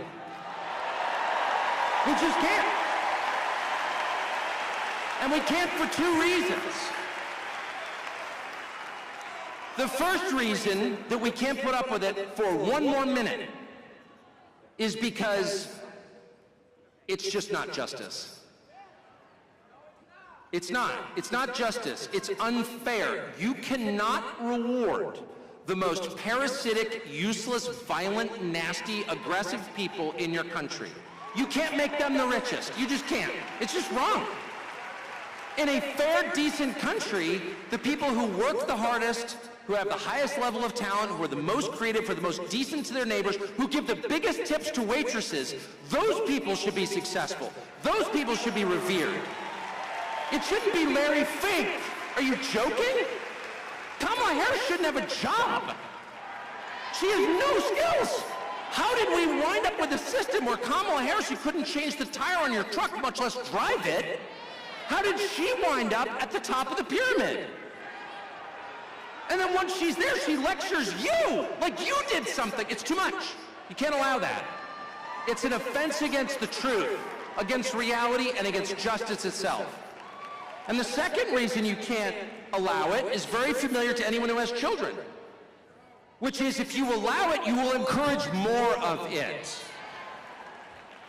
If you allow people to get away with things that are completely over the top and outrageous, if you allow your 2-year-old to smear the contents of his diapers on the wall of your living room, and you do nothing about it, if you allow your 14-year-old to light a joint at the breakfast table, if you allow your hormone-addled 15-year-old daughter to slam the door of her bedroom and give you the finger, you're gonna get more of it. And those kids are gonna wind up in rehab. It's not good for you, and it's not good for them. No. There has to be a point at which dad comes home.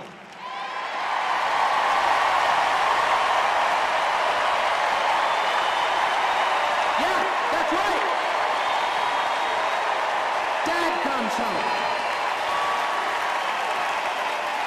And he's pissed. Dad is pissed. He's not vengeful. He loves his children. Disobedient as they may be, he loves them. Because they're his children, they live in his house. But he's very disappointed in their behavior. And he's gonna have to let them know. He's gonna have to get to your room right now and think about what you did. And when dad gets home, you know what he says? You've been a bad girl. You've been a bad little girl and you're getting a vigorous spanking right now. And no, it's not gonna hurt me more than it hurts you. No, it's not. I'm not gonna lie. It's gonna hurt you a lot more than it hurts me. And you earned this. You're getting a vigorous spanking because you've been a bad girl. And it has to be this way. It has to be this way because it's true. And you're only going to get better when you take responsibility for what you did. That's not said in the spirit of hate.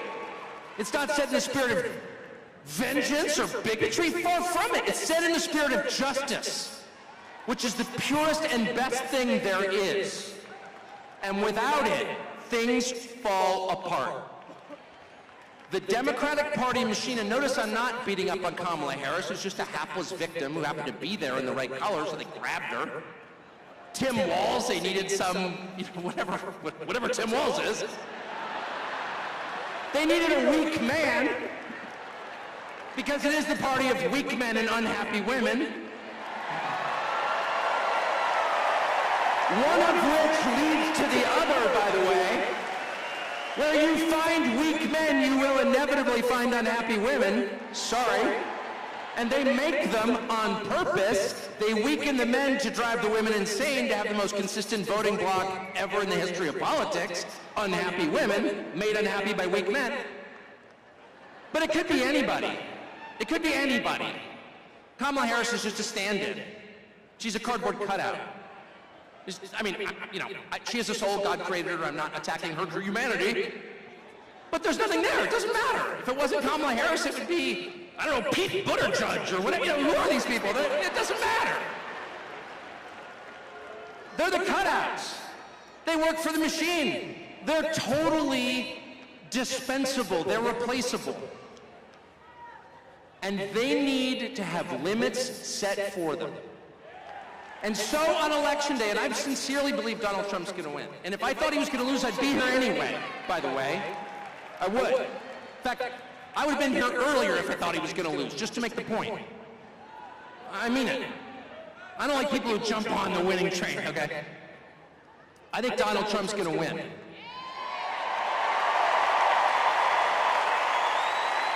And not only do I think Donald Trump's going to win, I think that the vibe shift has been so profound. I mean, the numbers suggest he's going to win. He's ahead in all 7 battleground states. But much more important, and the early voting seems to be favoring him. But more important even than the conventional political markers is what you smell around you. And it's the return of freedom. It's the return of the country you grew up in, where you could say things like, I like that guy, and maybe you like the other person, that's fine. That was not allowed for 9 years, and it's allowed now. And I think, and it's because of what they did, by the way, they deserve this. But I think the vibe is so strong right now, I don't think we can get away with pretending something else happened. I don't think we can have another 2020 at this point. I just don't. I don't.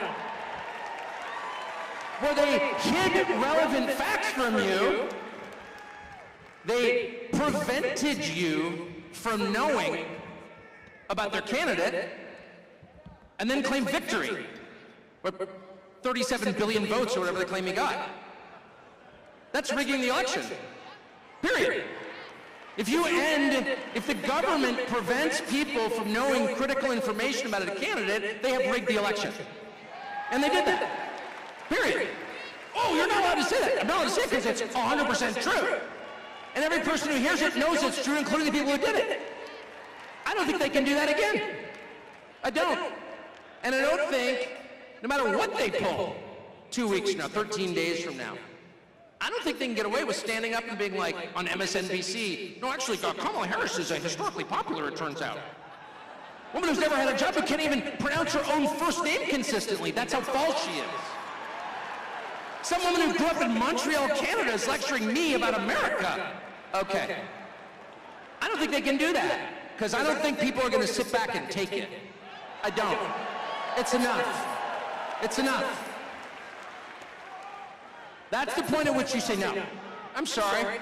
I put up with this crap for a long time. I indulge your little fantasy. It's like when your teenage girl becomes a vegetarian, you're like, okay, that's, okay, that's fine. No, I totally understand. You're like, it's a phase. But if that phase goes on for 9 years and includes destroying your major cities and allowing your country to be invaded by millions of foreigners whose identities you don't know, and whose purpose in this country is unclear, by the way, why shouldn't we feel threatened by that? If they go out of their way to crush families, to make it impossible for your kids to buy a house, getting involved in the sex lives of your children, which they are, If they do all of that, they need to lose. And at the end of all of it, when they tell you they've won, no. You can look them straight in the face and say, I'm sorry, Dad's home, and he's pissed. Thank you.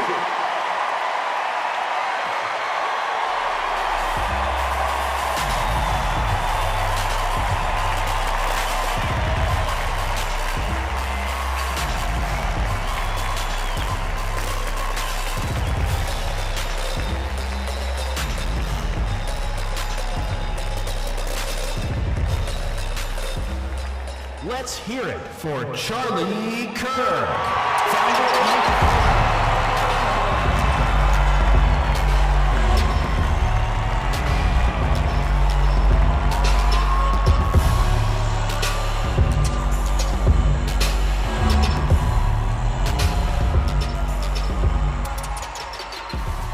How we doing, Georgia?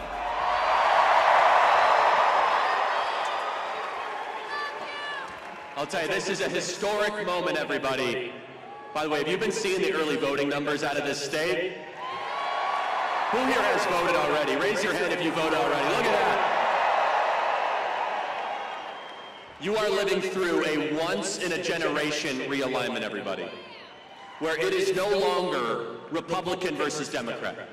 It's no longer the traditional dividing lines of a generation prior. You've seen tonight something remarkable. You saw two people who ran for President of the United States as a Democrat, endorse Donald Trump, and be here as our movement accepts them warmly. You see, they say Donald Trump is the best at deals the world has ever seen. And just look at this deal. We get Tulsi Gabbard and Bobby Kennedy, they get Liz Cheney. Not bad. We get Elon Musk, they get Adam Kinzinger. You can have them. You can have the warmongers of a generation prior while we diversify, deepen, and strengthen our movement to include people that otherwise would never have been part of the Republican Party. Who here is a former Democrat? Raise your hand. Look at that. And by the way, you are all welcome in our movement because the Democrat Party left you a long time ago. As many of you know, I visit college campuses so you don't have to. Just yesterday, we were on the campus of University of Georgia. Some Duluth fans here? Now, I'm going to get a text message from Ted Cruz, but good job, guys, last weekend. That's all I'm going to say. It was so amazing. Off to the side, there was this sad, pathetic display of misfits of 5 people at the Harris Walls table. And just feet away, we had 5,000 students attend our event at the University of Georgia. 5,000 students. In fact, the Democrats are so confused at what is going on. Never before has conservatism, the ideas of freedom, liberty, American exceptionalism, been so popular on these college campuses. You see, they're feeling what you're feeling, but even more so. This is the most depressed, sick, medicated, anxious generation in history. They're the first generation since George Washington to have their life and their standard of living worse off than their parents. This is a broken social contract, and how many of you feel as if the DC political class has forgotten you? The college students that I'm talking to, when they hear Kamala Harris continue on her diatribe of nothing, they recognize and realize that the DC political elite has failed them for one exception. That there were new wars under Bush and new wars under Obama and new wars under Biden, but for 4 years there were no new wars. And that for the last 4 years, people have been getting poor. In Atlanta, in order to buy a home when Donald Trump was president, you needed to make $75,000 a year. Now, it requires $135,000 a year, and interest rates are near 10%. And understand, this is intentional. They're trying to create a nation of renters, because when you rent, they can control you. When you own property, you're a free citizen, and they can't tell you what to do.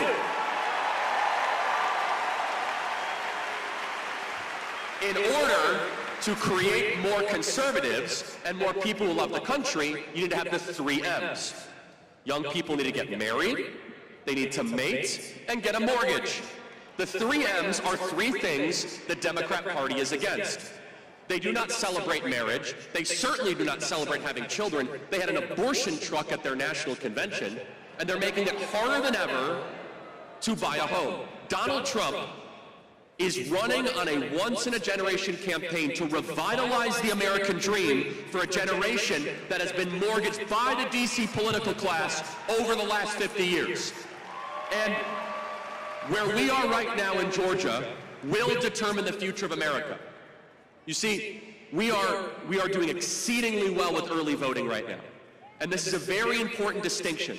Election day is the last day of voting. We have 12 days of voting left in this state. We have days of voting still to remain. So for those of you that have already voted, you need to go find a low propensity voter, someone that is a little shaky about voting, and get them out to the polls. You have 12 days to outwork the Democrats, and that is my main message to you here. Do you really think, after they tried to put Donald Trump in prison for 700 years, they've tried to assassinate him a couple times, impeach him a couple times, that they're going to roll over in the next 12 days? You think they're going to hand us the keys to the White House? What Tucker said is correct. The early voting numbers are good. The voter registration numbers are good. We draw crowds 10 times, 100 times bigger than them. But you're trying to tell me that John Brennan and James Comey and Clapper and Susan Rice and Barack Obama are just going to say, you know what, we're 12 days out. Go have the White House, MAGA. No. Instead, you must be on guard. In fact, you must be vigilant that these people are going to try something in a panic despair, the likes of which we've never seen, because they know that their time is running out. They know the American people are ascendant and that their time will soon come on November 5th. So what does that mean? And you could smell it in the air. You could smell the panic. You can smell the desperation. You could smell the disgust of what they see coming forward. And the thing that scares them and terrifies them more than anything else, is that we not just vote, but we get new people to go vote, and we chase every single voter in this state, and in Arizona, and in Nevada, and Pennsylvania, and North Carolina, and Wisconsin, and Michigan.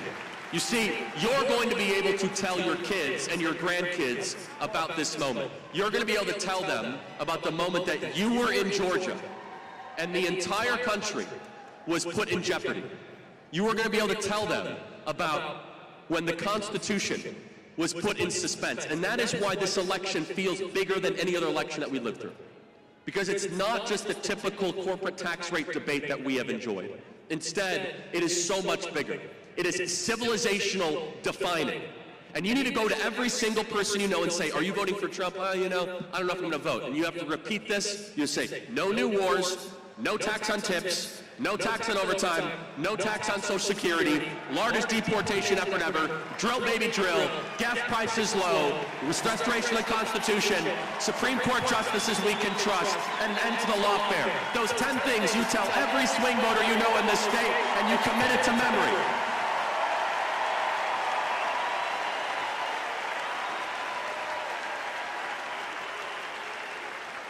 And it's going to require a citizen force, because these next 12 days will define the future of our republic. And that is why you are here. That is why you waited hours and hours and hours to get into here. And that is exactly what we're doing at Turning Point Action, to register new voters in states that are still registering voters, like Michigan, and same-day registration. And as I travel the country, and I'm doing this on college campuses, I can feel a surge, the likes of which was even greater than 2020, the likes of which that was even greater than 2016. It is a citizen-led movement, and let's just remember what we have been through, everybody. The forces of darkness have tried everything they possibly can. And what does success look like? It looks like no matter what you throw at this movement, no matter how much you tar and feather us, smear, slander, call us names, cancel us, you call us a racist, or you try to put our candidate in jail, that we understand that this is a different type of divide. This is the citizens of a country, who we own the country, not them.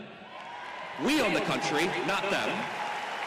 We're in charge, not you. You work for us.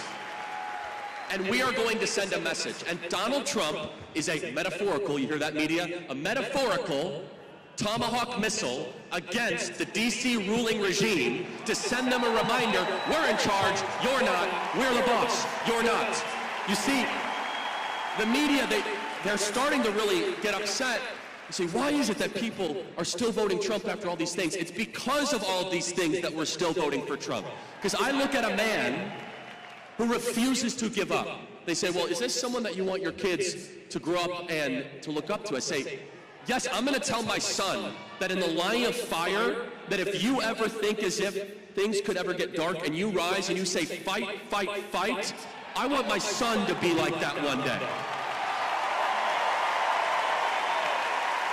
I want my kids to look up to a president that even though they take his business empire away and he's facing 7 lifetimes in prison, he keeps on fighting for you, where he has nothing to gain and everything to lose to get into the arena. There has never been a candidate in modern American history that has lost so much for something that did not benefit him, but instead put you in the room, and that is why they are so anxious and nervous. I want you to understand what's going on here.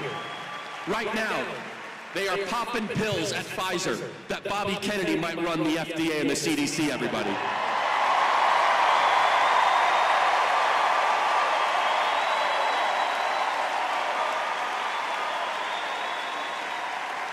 Right now, the warmongers in D.C. are shaking. They're trembling like a leaf that Tulsi Gabbard might go in and expose the fraud of us sending $200 billion to Ukraine while our border remains wide open.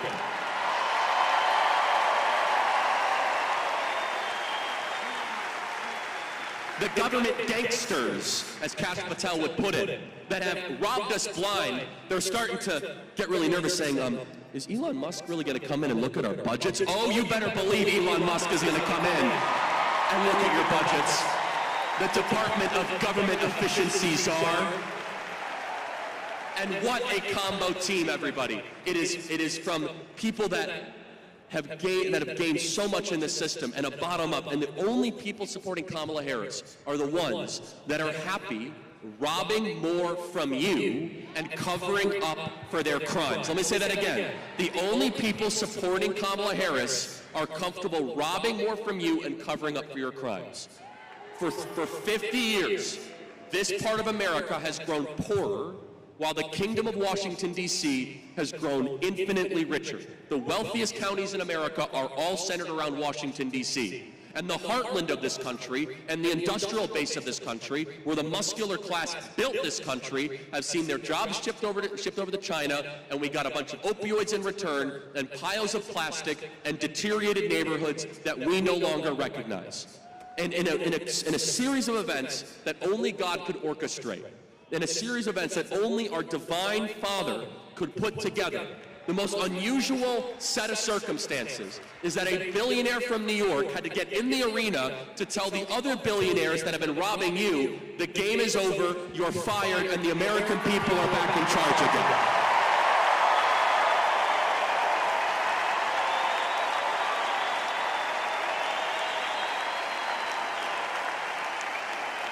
I will close with this. We are here in a state that is a very Christian state, a state that loves God and loves Jesus. If there was my biggest concern of this election, it is the faithful, it is the pastors that are not engaging right now in this election. We have 12 days left, and you need to lovingly challenge pastors that are silent, that you have a biblical obligation to engage in this election, that you have a biblical obligation to fight evil and to exalt righteousness.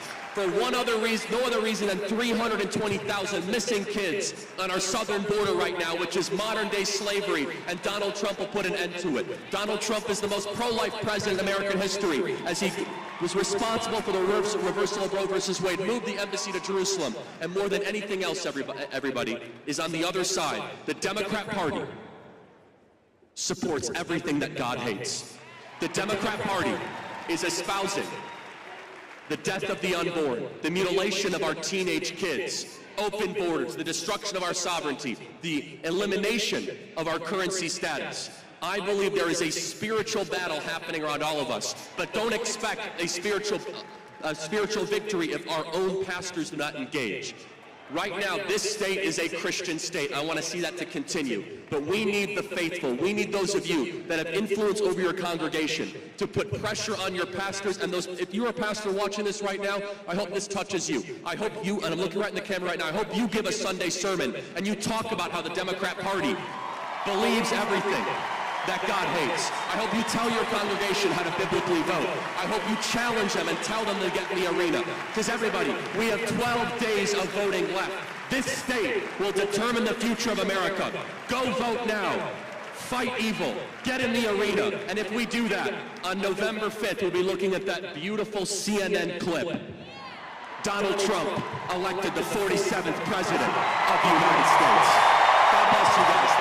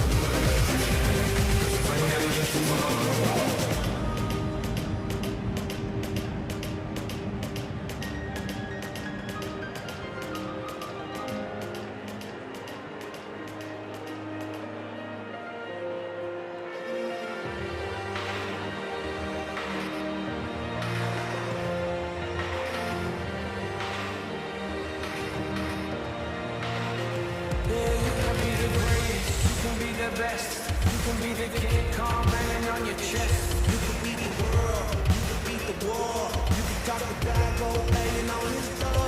You can throw your hands up, you can beat the crop. You can move a mountain, you can break rocks. You can be a master, don't wait for luck. Dedicate yourself and you can find yourself.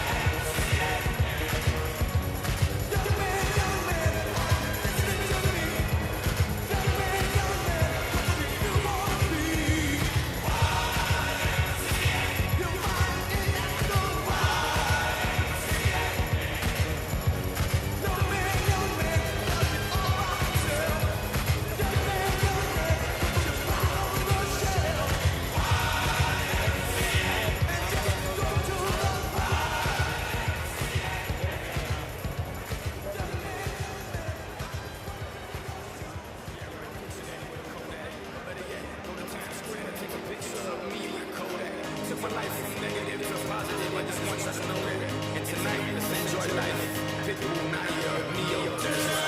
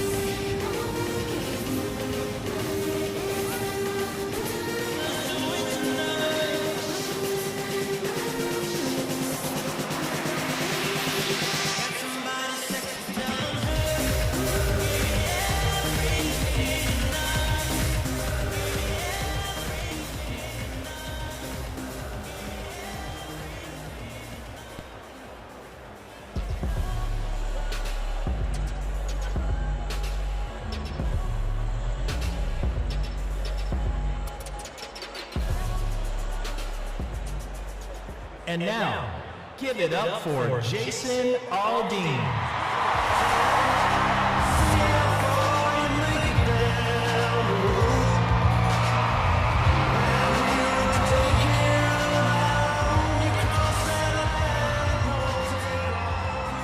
Thank you so much. Thank you. What's up, Georgia? Man, it's great to be back home, and I gotta tell you guys, when I was asked to be here, it was really a no-brainer for me. Not only is Trump an amazing leader, but I've had the pleasure of becoming friends with him over the past few years. And I wanted to share a couple personal stories with you guys about the man he is when the cameras are not rolling. One is, I was down in Florida, we live in Florida part-time, so I was down there, I got a chance to play golf with President Trump. And so we're coming up to a green one day, and his grounds crew was working. They kind of got out of the way so we could finish the hole. And after we're done, he walks up, There's like 4 of these guys. He walks up and says, "Hey man, nice to meet you. How long have you been here? How long have you worked here?" I think the guy told him 5 or 6 years. He just shucked him off about $500, thanked him for his loyalty to him. And next guy, "How long you worked here?" 6 years. Gave the guy some cash, never turned around, no cameras rolling, no anything. And it told me a lot about the guy the very first time I ever met him, that even when the cameras aren't rolling, he's just an amazing person.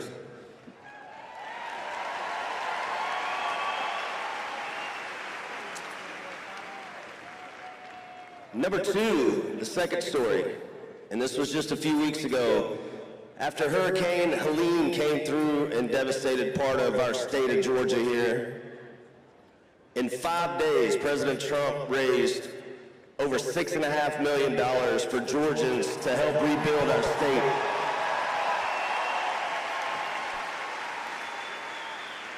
When nobody else was doing anything, President Trump stepped up, even when he wasn't in office, stepped up to help our state, the state of Georgia. And to me, once again, it showed me what kind of person President Trump was at the heart of it all. So that is my friend. That's why I'm friends with President Trump. That's why I'm going to already casted my vote Monday for President Trump, as a matter of fact. Now, that being said, I've seen firsthand how the media can twist the truth. They've done it to me simply for putting out a song called "Try That in a Small Town," if you guys remember that. Yeah, the song simply called out people for trashing our cities, harming people, disrespecting law enforcement, and costing our taxpayers millions of dollars for their unruly behavior. But no one is on the receiving end of lies and fake news more than President Trump. That's a fact. He endures more than the average person can fathom, and the fact that he doesn't need to be here, but chooses to be here, says everything I need to know.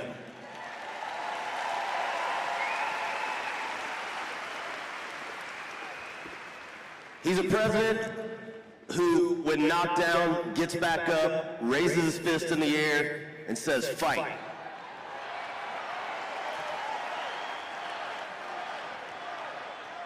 And to me, that's a warrior. And that's who we need running this country right now.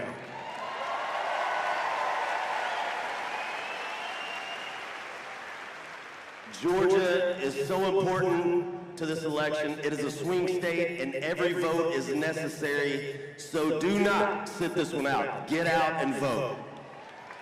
Vote early if you can. We need a future where our freedoms are protected, our economy is strong, our children are safe, our borders are secure. And to me, that leader is none other than the 45th President of the United States, Mr. Donald J. Trump.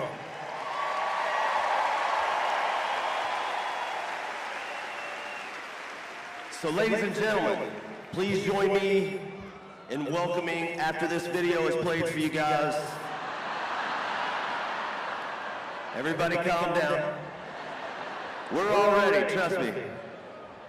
We're gonna play a little video for you guys, and we're gonna welcome the boss, who we hope is the 47th President of the United States, Mr. Donald J. Trump. Thank you guys, Georgia, we love you. So I'd like to begin by asking a very simple question. Are you better off than you were 4 years ago? Is it easier for you to go and buy things in the stores than it was 4 years ago? 9% of Americans say the economy is getting worse. This has been the 4-year agenda. It's really crushed middle-class families. Is there more or less unemployment in the country? 70% of people tell the country is on the wrong track. That track follows 3.5 years of you. Vice President of America has respected throughout the world. Biden and Kamala Harris have projected weakness on the world stage. The fact that Kamala Harris was the commander-in-chief, we're on the verge of World War III. We feel that our security is as safe, that we're as strong as we're Under ever President Biden, 7.3 million illegal immigrants crossed the southwest border. This administration and border policies are responsible for the death of my daughter. You answer all of those questions. Yes, well, I think your choice is very obvious.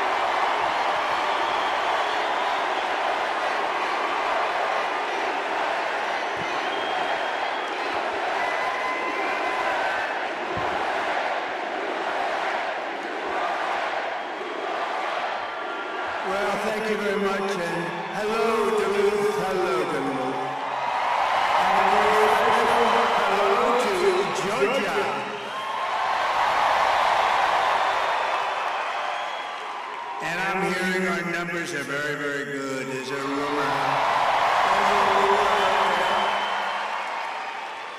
We're doing well, thank you very much, and I'm thrilled to be back in this incredible state with thousands of proud, hardworking American patriots, which is what you are.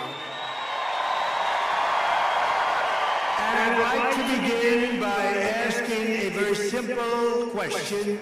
Are you better off now than you were 4 years ago?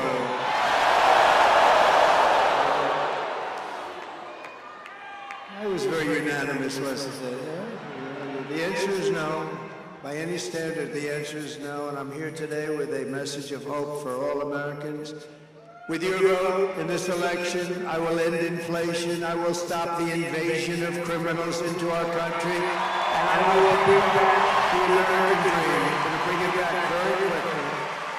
Our country is being destroyed and crippled by Kamala Harris. A person that got no votes. Therefore, she's a threat to democracy. But together we're going to fix our nation, and we're going to fix our nation fast. With your support on November 5th, America will be bigger, better, bolder, richer, safer, and stronger than ever before. This election is a choice between whether we will have 4 more years of incompetence, failure, and disaster, or whether we will begin the 4 greatest years in the history of our country. After all the catastrophes she has caused, Kamala Harris can't say one thing that you'd do differently. You saw that? What would you do differently? I can't think of anything. This is the worst president in the history of our country and the worst vice president in the history of our country.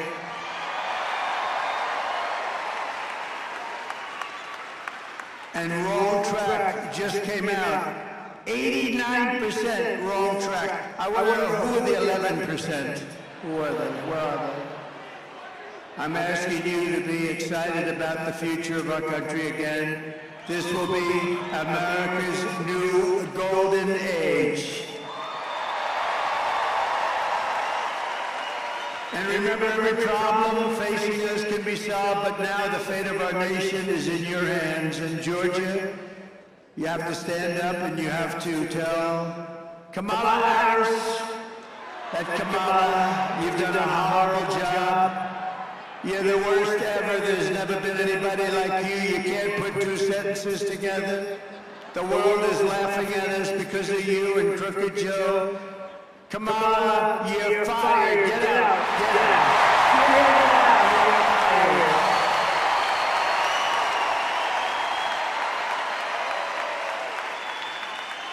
2 days ago, I was in western North Carolina where I witnessed the terrible devastation of Hurricane Helene. And I was here in Georgia with your governor a few weeks ago. He's doing a good job, by the way. Very good job. Thank you. To every family who has lost a loved one or home in that terrible storm, our hearts are with you and we are praying for you. The polls, despite everything, the polls, do you see what's happening here? Here, Alabama, Florida, South Carolina, Tennessee, and Georgia.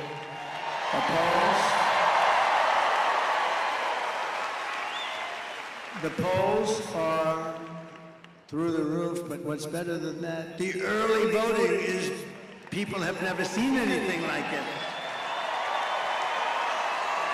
They've never seen anything like it. Because the American people are fed up with the people that are leading us down a road to disaster. So the polls are open for early voting in Georgia every day from now till November 1st. You got to get out there and vote, but most importantly, just vote. Whichever way you want to do it. I've been one that says, whichever way, just get out and vote. Be a little careful, make sure your vote gets counted. There are ways of doing that too. With your help, 13 days from now, we're going to win Georgia, we're going to defeat Kamala Harris, and we are going to make America great again.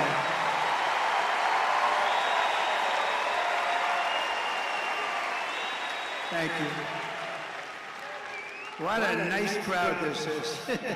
What a nice crowd.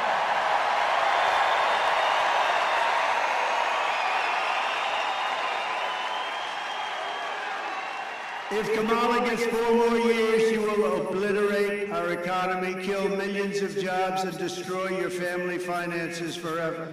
They're destroying our country. They're destroying our country.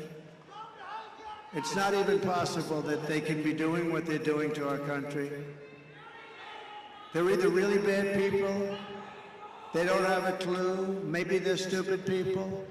But you know what, I'll tell you, or maybe they just want to get extra voters. Nobody really knows the answer, but just from a common sense, you know, we are the party of common sense, and from a common sense standpoint, how can they be doing what they're doing?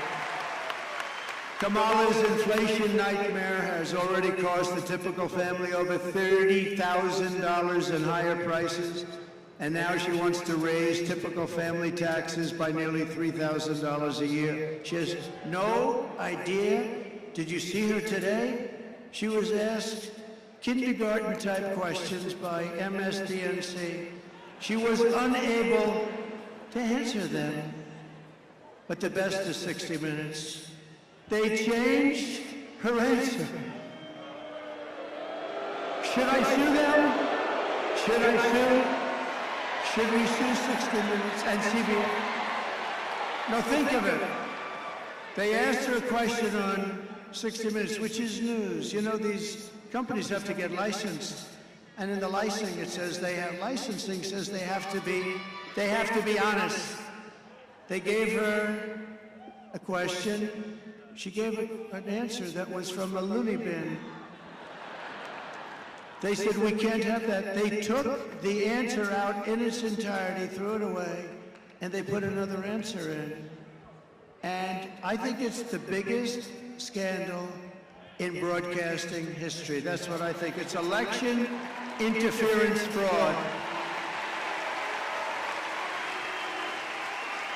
The tax queen, because that's what she was called. She loves taxes. This is the only person I've ever seen. She campaigns on, we will raise your taxes. All my life I've watched politics and everybody says, we will cut your taxes, cut your... She says she's going to raise your taxes. The tax queen is also demanding a shocking 33% tax hike on all domestic production, along with the largest capital gains tax on unrealized gains. Unrealized. In the history of our country, it's really a confiscation of your property. It will crash the stock market and decimate your 401ks, but we'll have a 1929 type depression. This woman is crazy. Take a look at this. To get rid of that tax bill, calling for a full repeal of President Trump's tax cuts. If Kamala Harris was elected president, there are many different tax policies which could cripple the economy, but the first thing she wants to do is allow these Trump tax cuts to expire. Even the New York Times admits that 85% of the middle class got a tax cut. Americans will face a hike.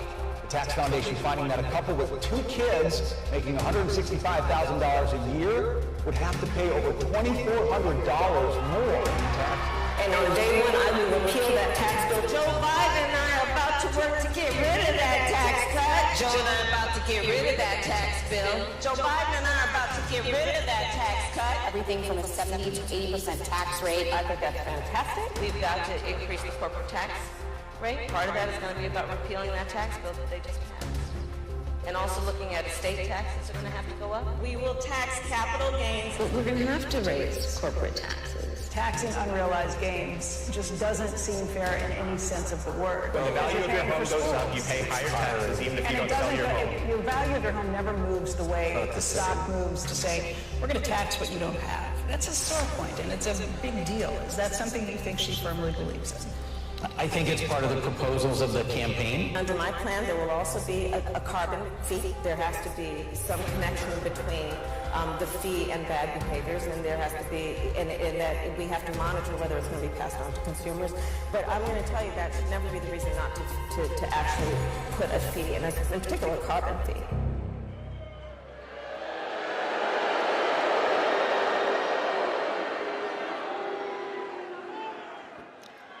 Kamala Harris is also pushing the largest small business tax hike in history. Your businesses are just going to go to other countries. That's all that's going to happen. We brought it down to the lowest level we've ever had, and they're going to just drive everybody out. That means the jobs are going to be included. And she wants to massively increase the death tax, or the inheritance tax, as it's known in some quarters, which we eliminated in the Trump tax cuts. You know, we eliminated the inheritance tax on small businesses and family farms. And such a big thing. You know, a farmer has a little beautiful farm. The kids grow up on the farm. They're getting a little older. They sign their will. If they love their kids, not everybody does. But if they love their kids, listen to this. But if they don't worry. Just go to sleep for about 30 seconds. So what happens is they leave it, and what happened before me is they would lose their farms because the tax would be very substantial, like 52%, and they couldn't pay, so they go to the bank, the friendly banker, they'd borrow the money, they'd put it against the farm. Within 2 years, the farm was gone, and everybody was crying, and it was a disaster. I got rid of it. There's no more estate tax.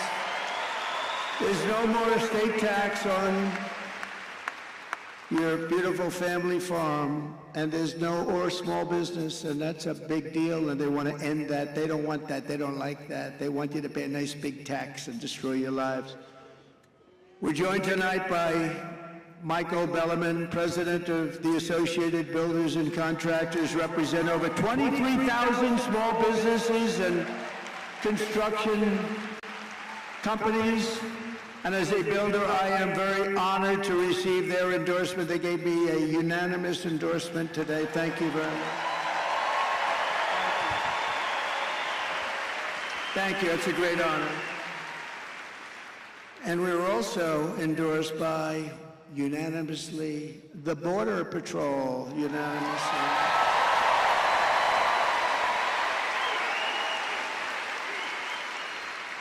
And I say modestly, they said he's the greatest president we've ever had and the strongest on the border.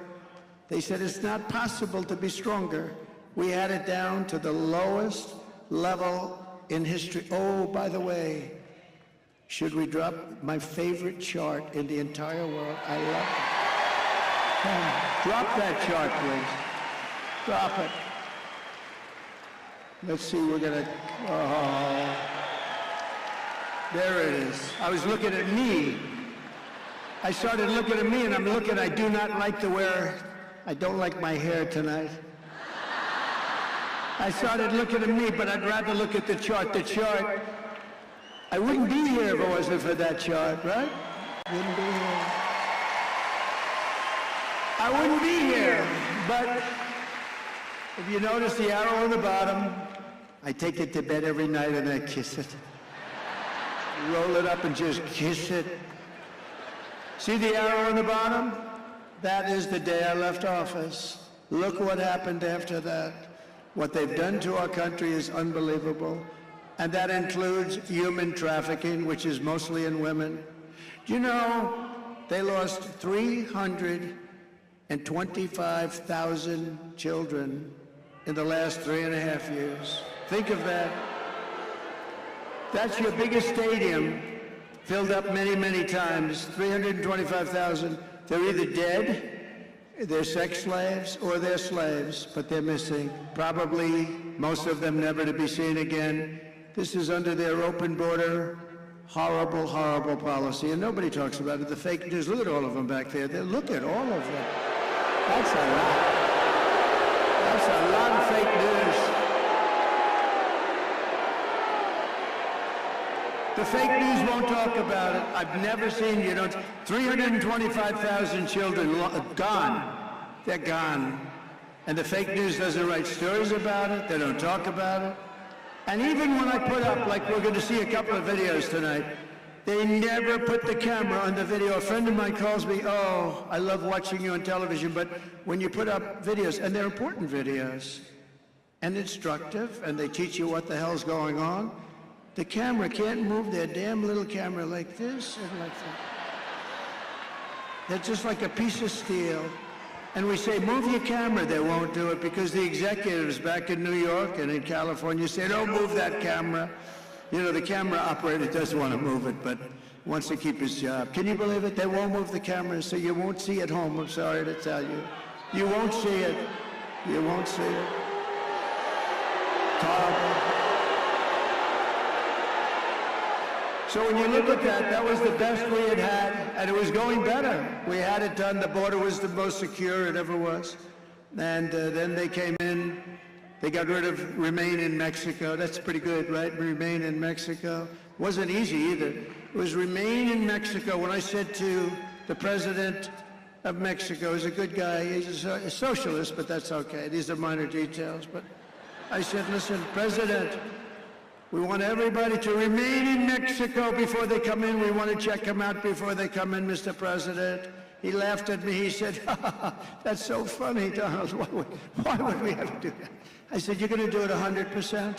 You're going to do it 100%? No, we cannot do that. We're not going to. Why would we do a thing like that? That would be hundreds of thousands of people, that's right, on your side of the border, not on ours. He said, we will not do that. We will not do that. I said, listen, I don't want to embarrass you, so send me over your representative. And a man came over to the White House 2 days later wearing the most beautiful suit I think I've ever seen. And I wanted to ask him, who is your tailor? But I didn't think that would be an appropriate way to start the negotiation. Most gorgeous looking, the guy was a handsome guy. That suit was like perfect. But I thought I wouldn't do that. And I said, we want a couple of things. But we want you to, number one, provide us thousands of soldiers free of charge because you're letting people pour into our country. They said, we won't do that. I said, yes, you will, 100%. He said, we won't. I said, yes, you will. He said, no way. I said, way. And they said, you're going to do it. And the woman from the State Department, very good woman, but a terrible negotiator, she was 25 years old. All she did was Mexico. And I said, we want this, and we want that. We want all these different things, 10 different things. The medical stay. We wanted everything. And she said, sir, I've been after that for 25 years. I said, well, maybe you and I are different. I will guarantee you I will have it by the end of this meeting. So I told him, you're going to give us all of these different things, and you're going to keep the people there, and we're going to let the people in if we want to, because we want to have people come in, but we want them to come in legally, right? And he said, sir, we won't do that. We will not do that, and we're not going to do Remain in Mexico. I said, here's the story. It's Friday. By Monday morning at 7 o'clock, if you don't approve this, and that means over the next 5 minutes, we are going to charge you tariffs of 25%, 50%, 75%. They're never going to stop.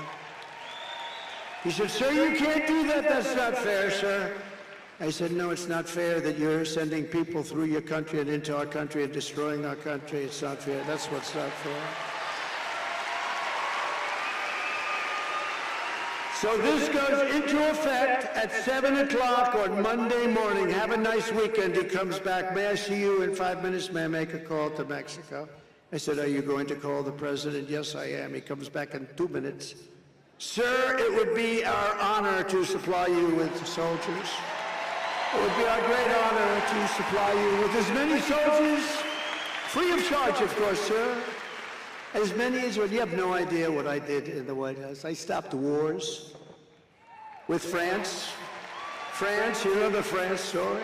They were going to charge us, think of this, 25% to all Americans. I have to protect American companies, whether we like them or not. Some of them I didn't even like. You know, Google is treating us much better. Do you notice that? What happened to Google? They're treating us much better. Very nice. I appreciate that very much. They say McDonald's was one of the most viewed things that they've ever had. Could you believe McDonald's?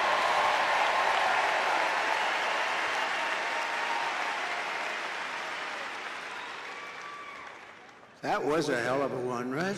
But France, Emmanuel Macron, good man, nice guy, but he's a wise guy though. And he likes France, and I like the USA. So I heard about it, I gave it to our people. I said, tell them we're not paying this massive 25% tax, our companies, we have to protect our companies. And I gave it to Mnuchin, I gave it to everybody. I said, you call them and tell them. They came back, sir, they won't do it. Then they came back again and they won't do it. I said, you got one more chance, come back.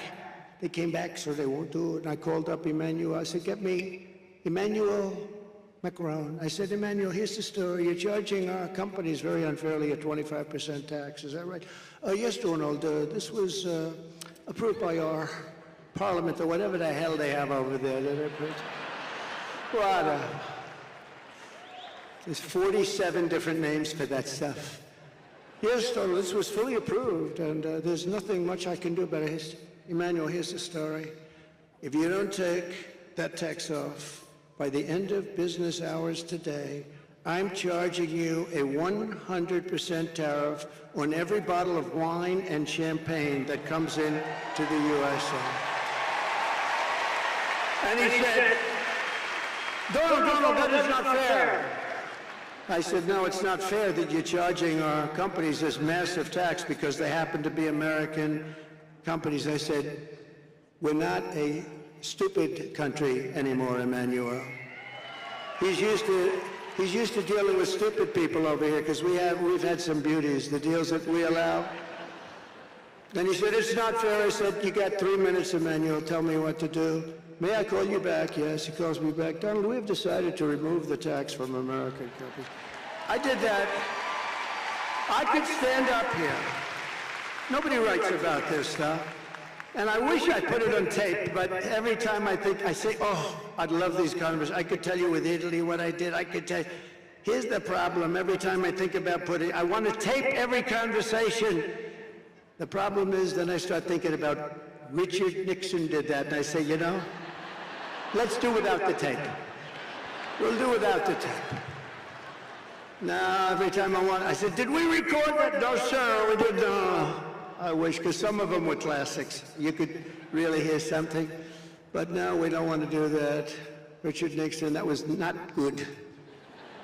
When they found out he taped every single conversation.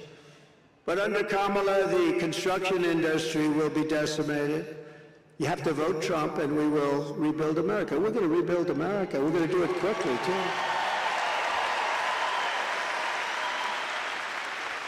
And we already gave you the biggest tax cut in history. We gave you the biggest regulation cuts by far, by 5 times in the history of our country.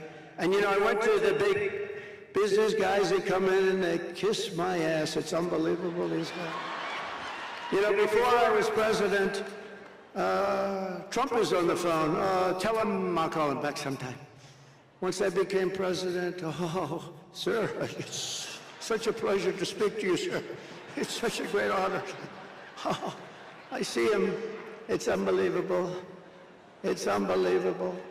But we got you the biggest tax cuts in history, biggest regulation. And I said to some of the biggest guys running the big companies, good guys, some bad guys, some are really stupid as hell, some are good. But I said, let me ask you, I gave you the biggest tax cut in history, along with everybody, and it created jobs, all that.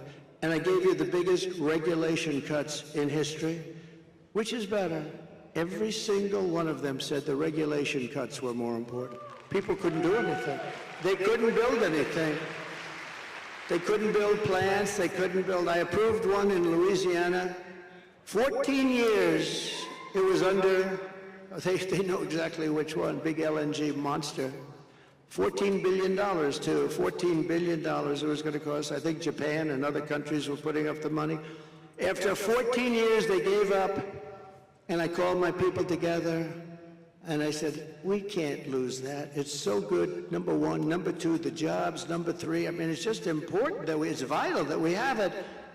I got it done in one day. It was done. Congratulations.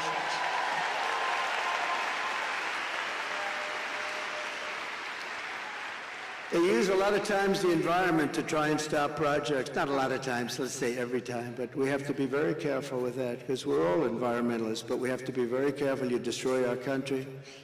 I will pass historic tax cuts for our workers and small businesses, and we will have, very important, no tax on tips, no tax on overtime, and no tax on Social Security benefits for our seniors.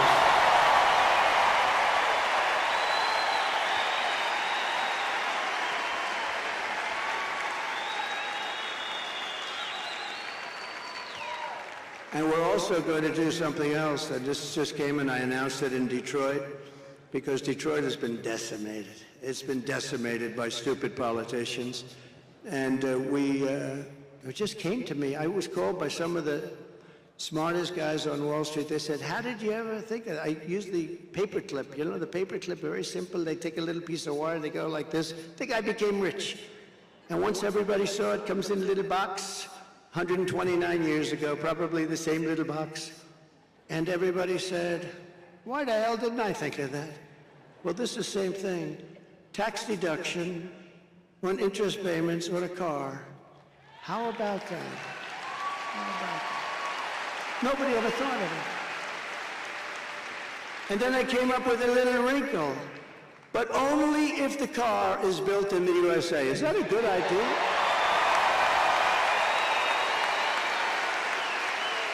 Right? And then I'm going to be working with Elon Musk, who endorsed us very powerfully. He's great. All I know is I watched that rocket come down. I never saw that. I thought I was watching a movie or something, a space-age movie. I watched that rocket. I was on the phone with a very important person that everybody in this room will know. I got to be careful using his name. I like to be nice and careful, you know that. And then I decide, am I better off being careful or really entertaining people?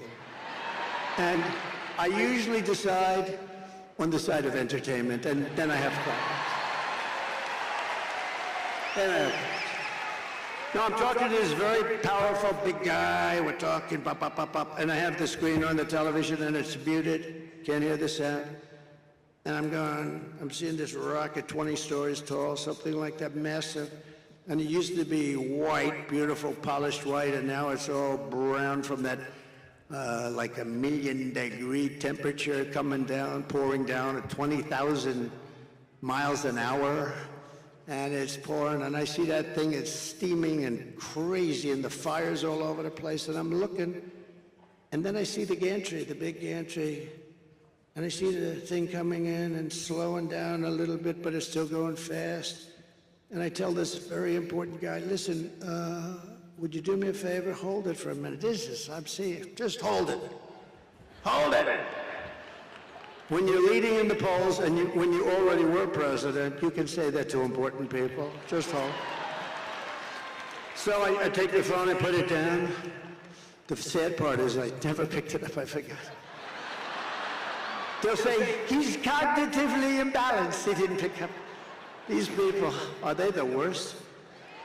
So I take the phone, I put it down, I said, just a second, I'm watching something that I don't believe. And I see that fire pouring on the bottom of the rocket and it's coming in sideways. I said, it's going to crash into the gantry. And then the fire goes on the left side and pushes it over. And it lands. And then those two big, beautiful arms, they grab it. I said, what the hell was that? Nobody's ever seen anything like that. So I forgot about my other call, and I called immediately Elon. I said, Elon, was that you? He picks up his cell.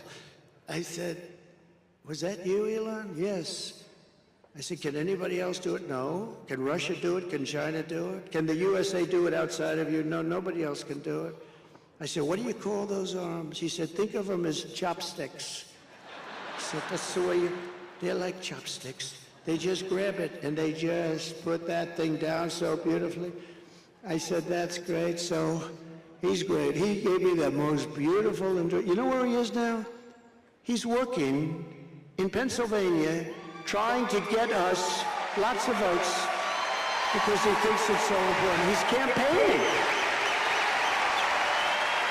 Because he said this is the most important election in our lifetime, and if Trump doesn't win the election, our country is potentially ruined. I mean, he's as strong as anybody I've ever seen. And we have to say, this is a seriously smart guy, right? You know, he helped us so much with the hurricanes because North Carolina had no communication whatsoever. And I was there early, and I met one of the people that are in charge, and they said, all our wires are down, and people are dying. A tremendous amount of people missing and dying, and the horrible thing. What a horrible hurricane that was. It was a water hurricane, more water than we've ever experienced from one storm. And it created rivers out of valleys. I mean, rivers that were 25 feet high and running down like rapids. It destroyed just about everything. And they had no communication. And the gentleman said to me, is there anything you can do? Do you know a man named Elon Musk? I said, I happen to know him. What's the problem? Could he get us Starlink? We're trying to get it. Nobody can get through. Starlink, you couldn't get it because it's very successful. So I called Elon. I said, Elon, whatever the hell Starlink is, can you do me a favor?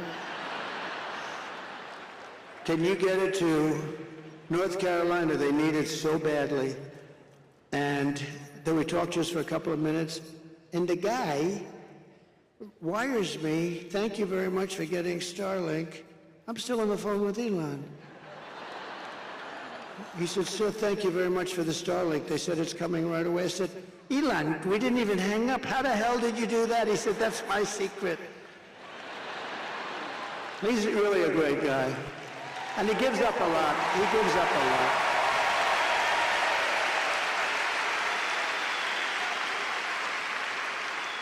No, he's given up. I mean, it's amazing that he does it. You know, people don't have to. He just feels so strongly that we're not going to have a country left with these people. Because she's really, seriously, this is not a smart person. And it's not a person that understands. And you can't even say, well, let's go to the vice president, because he is really a sicko, right? Remember he called J.D. Vance and I weird? We're not weird. We're very solid people. He's a weird dude, that guy. He's always pumping his heart, ha, ha, ha. You know, like he's got great heart. He's a sick guy. You got both of them. I don't know who the hell is worse. Roshi did one thing that's very smart in the world of politics. She got herself the worst person possible to be vice president. You understand that? Worst. So bad that they'd probably leave her. I don't know. And by the way, how good is J.D. Vance? How good is she?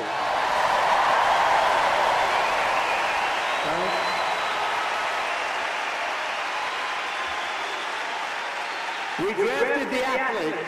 We drafted the athlete. You look at his academic credentials and all of the different things. We drafted a great athlete. He's doing great. He's a great guy, too. So working with Elon Musk, I will cut a record number of job-killing, unnecessary regulations, which will blow your mind when you see how many.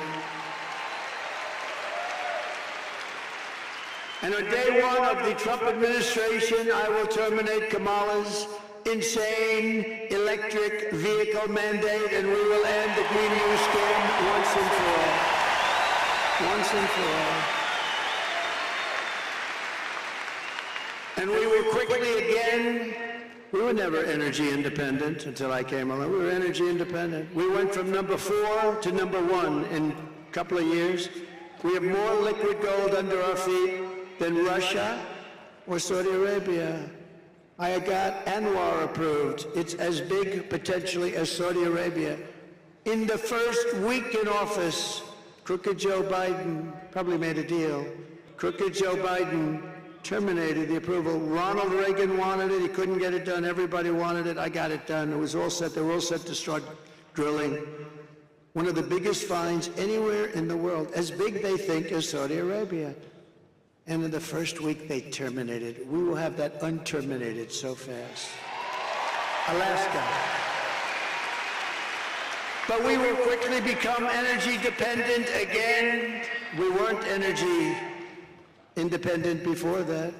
To anybody's recollection, we weren't energy independent before that for maybe 100 years. They don't know if at any time but we were, and we will quickly become energy independent, and we will frack, frack, frack, and drill, baby, drill. We're going to drill, baby, drill, and frack, frack, frack.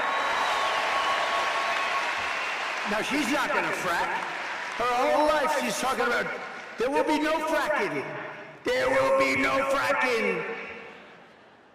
And I will cut your energy prices in half within 12 months, 50%, yeah, 5-0. Starting in January, we will give our companies the lowest taxes, the lowest energy costs, the lowest regulatory burdens, and free access to the single best and biggest market on the planet. But it won't be that way for long. If we have stupid people like this running our country, you're not going to have the big market anymore. It can go very fast. Look at Venezuela. 15 years ago, it was an unbelievable country. Now it's a disaster. They can't get water. They can't get food. But what did Biden do? He starts buying oil from them. Do you believe it? And we have so much. So he's putting them back to health. Such a great move to do. They were ready to give up. We could have let the people go back into Venezuela.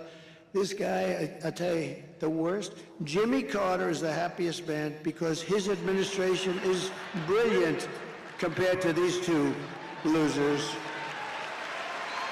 Jimmy Carter is a happy man. You saw him the other day voting. I think he voted for me.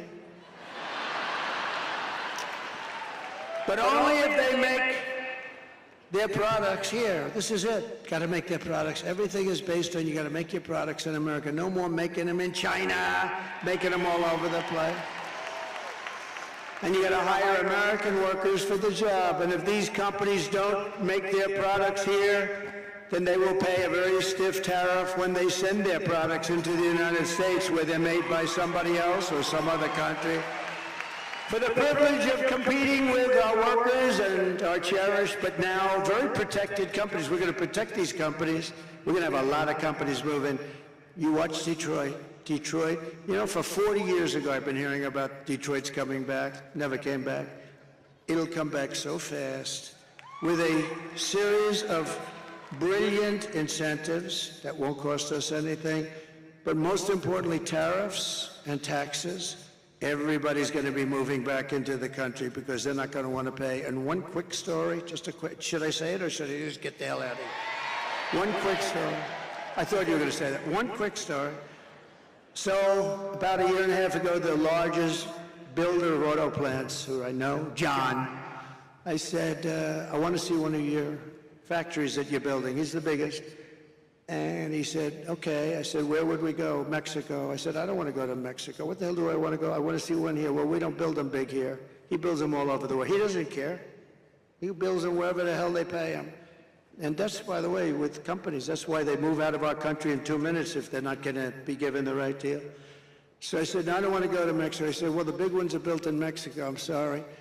I said, how big is it? The biggest in the world. They're going to build cars. Think of this. Thousands, millions of cars. They're going to sell them into the United States, destroy Michigan. If Michigan doesn't vote for me, I tell you, I'm going to make Michigan richer than anybody. I think even richer than you. I hate to say it. Michigan, we're going to bring back the whole car business, but you could get plants also, okay? Because I don't care. As long as they're in the United States, I couldn't care less. So I said, how big would that be? He said, they'll make more cars than all of the state, the entire state, much more than Detroit. These are big monsters. You press a button and it starts. It's unbelievable. And the biggest in the world. I said, boy, I don't like that. That's going to kill him. So I started talking about it, and this plant that's being built, and everyone said, oh, it's not real. Well, it is. And then it was going to start.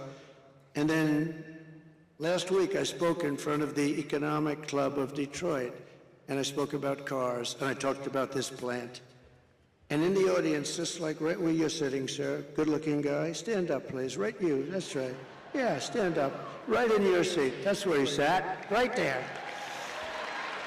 I looked in the audience, and who do I see? I see John. And I said, oh, I passed a message to him while I'm speaking, because this was more interesting to me than anything I was doing up there. And I said, I want to see you after, so I see him afterwards. I said, John, tell me something. How is that monster plant, and it's actually more than one, but this one monster, how's it doing? Sir, they've abandoned that plant. What?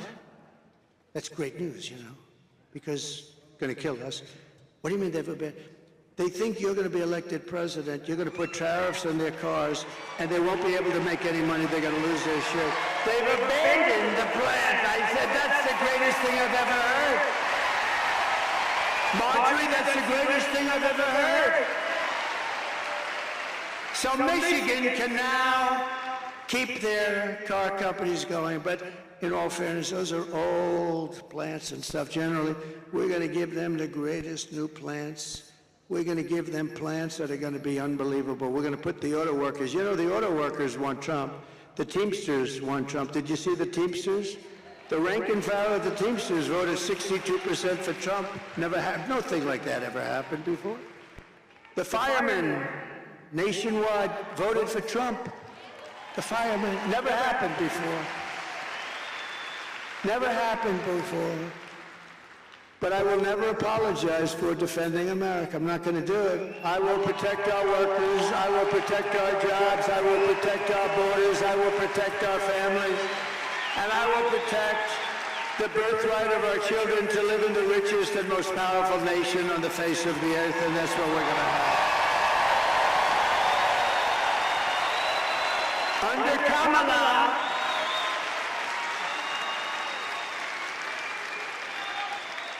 you know, this crazy Kamala thing is just crazy. First of all, you can't call her Harris because nobody knows who the hell you're talking about. If I say to the legendary Marjorie Taylor Greene, Harris, I say, what do you think of the job Harris is doing? She'll say, who the hell is Harris? Nobody knows. No, it's the truth. Nobody knows who the hell Harris is. It's the weirdest thing, isn't it? So you have to say Kamala. Under Kamala and her economy, millions of Americans, she has no idea about an economy. She's not a smart person. She's a low IQ individual. She is. She is. She's a low IQ person. Millions of Americans are suffering because of inflation. They're losing their jobs. They can't afford housing, groceries, or a car.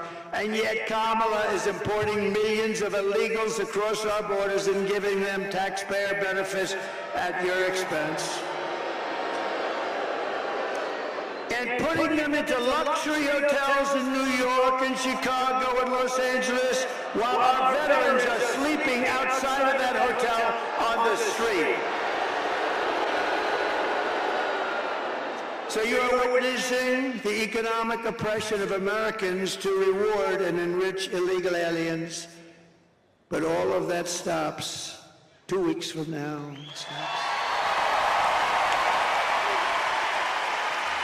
For 4 straight years, Kamala Harris has imported an army of illegal alien gang members and migrant criminals from prisons and jails, insane asylums and mental institutions from all around the world, from Venezuela to the Congo. You know, the Congo's a hot country now for us.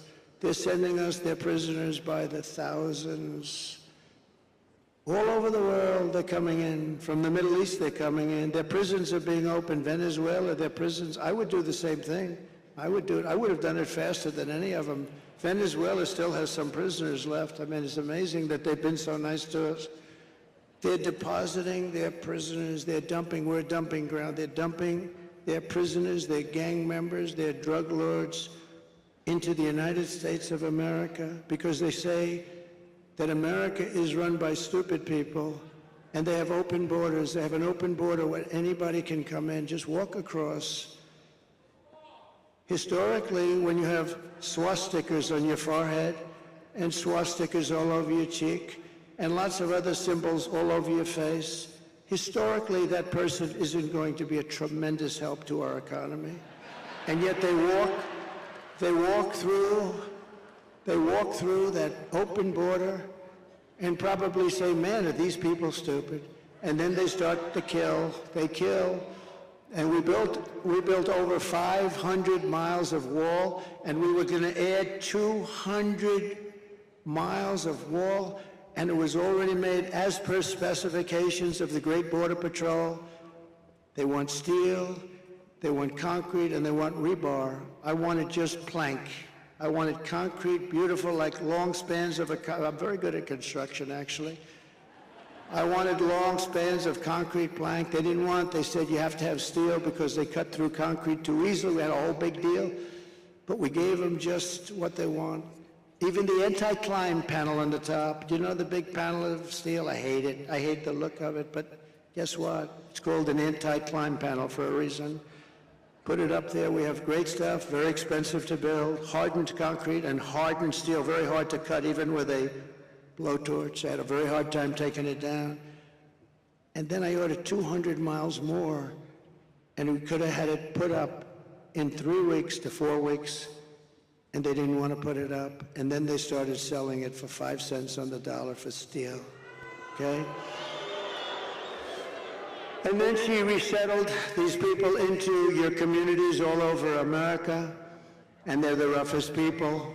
When I win on November 5th, the migrant invasion of our country ends and the restoration of our country begins.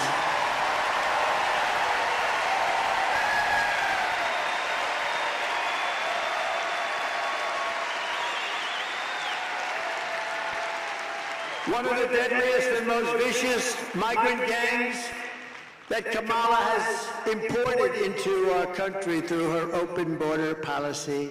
Remember, she was the border czar. She doesn't like saying that, but she was the border czar. And even if she wasn't, she was in charge of the border. Do you know, I asked the Border Patrol, did she ever call? Not once. I spoke to the top 10 guys. Did any of you, I know them very well, they're phenomenal people, by the way. They want to have a great, strong border. They hate, you know, it's easier for them. Let them pour in. Who the hell needs to get hurt? Because it's a rough deal. These are rough people. And I said, did she ever call? Not once. Not one of them ever received a call. She admits it. She never called them.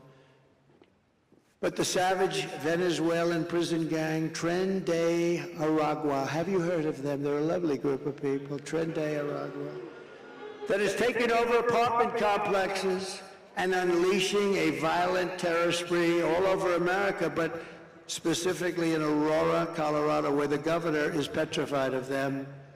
He's a radical left Democrat. He is petrified of them. He doesn't know what to do. They've even taken over Times Square. There's a front page article today in the New York Post. They're taking over Times Square in New York, and they have weapons that our military doesn't even have. You say, where the hell are they getting the weapons? But we have guys that want to confront them, and they're going to be allowed to confront them, and we're going to get them the hell out of here. Take a look at this little video. Open borders, deadly consequences. Border crisis. Record high crossings are putting a strain on cities across America. It is a full-blown invasion. Armed Venezuelan gang members storming an apartment complex in Aurora, Colorado. When people talk about lack of crime, this is what they're talking about. Biden and Harris have created a program to bring them in under humanitarian parole. I am in favor of saying that we're not going to treat people who are undocumented across borders as criminals. More than 13,000 illegal immigrants convicted of murder have been released into the United States. My 20-year-old daughter, Kayla Haynes, was murdered in her own room. Kayla's murderer was apprehended by Border Patrol crossing illegally into the U.S. Kayla's murderer had been improperly released into the United States. Abolish ICE. Yeah, we need to probably think about starting from scratch. An Afghan national is in custody today after being accused of plotting an election day terrorist attack. The suspect entered the U.S. on special immigrant visa. More than a dozen people suspected of being Tren de Aragua gang members right here in San Antonio. The gang members have been terrorizing the apartment complex. New details on the murder are making widely. The illegal immigrant suspect who cops say committed a heinous murder is a Venezuelan national. He was paroled and released into the country by the Biden administration. Two men investigators say are in the country illegally from Venezuela are charged with capital murder and the death of Jocelyn Monroe. Court documents suggest a group of men arrested for beating and robbing a Dallas woman last month are members of a Venezuelan street gang. Manuel Hernandez was booked by Colleyville police just 2 days earlier and released the day before the robbery. Can you believe it? And that's nice. That's some of the nice stuff. It's much worse than that. The United States is now an occupied country, but on November 5th, 2024, we will call that Liberation Day. It's going to be Liberation. Under Kamala Harris, over 13,000 illegal alien convicted murders from prisons, all in prisons. Some killed more than 5 people. Many killed more than 1. Were allowed to enter the United States, and they're currently on the loose in the United States. Right here in Georgia, our nation was robbed of a brilliant 22-year-old nursing student, the best everything, most respected person, beautiful person. Laken Riley, got to know her family very well. They didn't get to know, they never called her family. They never called. And then he pronounced her name wrong. Remember, he called her Lincoln. Remember that? In Congress, he called her Lincoln, didn't even have the respect of knowing her name. Who was out for a jog when she was assaulted, horribly beaten and horrifically killed by an illegal alien from Venezuela. The savage monster who murdered Laken was let in and released into our country by the open border policy of Kamala Harris. The brother was also in Georgia of this killer. He was there illegally and is also a member of Tren de Aragua. This gang is violent, but so is MS-13 coming out from all over South America. These are violent. They don't shoot people, they use knives because it's more painful. They killed 2 young, beautiful 16-year-old girls walking to school in Long Island, and they cut them up into little pieces, and they thought it was so wonderful. And you know who got them? Is ICE went in and got them, and Kamala wants to get rid of ICE. Not a lot of people want to do that particular job, but ICE loves doing that job. Earlier this year, an illegal alien that Kamala Harris released into our country brutally stabbed a man in the back and the face, all over his body, in an attempted robbery in Louisiana.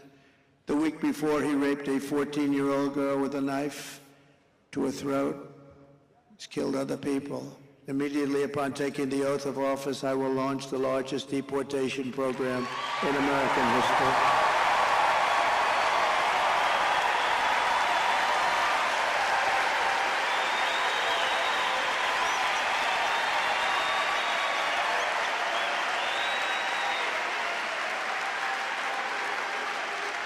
I will rescue every town across America, and every town is worried about it. Every town is. Look at Springfield, Ohio, beautiful Ohio. I love Ohio. I love Ohio. Look at Springfield, Ohio. A town, small city, but a town of 50,000 people. They've implanted 32,000 illegal migrants into the town. Nobody could survive that. They have to leave. They have to leave. I'm sorry. Nobody could survive that. A 50,000 person town, quickly 32,000 illegal migrants. They call them legal because they had a little trick, but it's illegal. I will rescue every town, and every town is petrified, even if they don't have them, because they know they're coming. They're heading for the towns. They're heading for the towns. Who could do this to our country? Who could do this? Who could do this to our country? It's only good if you are a politician thinking about running for office and running against them. That's about the only thing that's good for. Who could do this to our country? Who could allow this to happen to our country?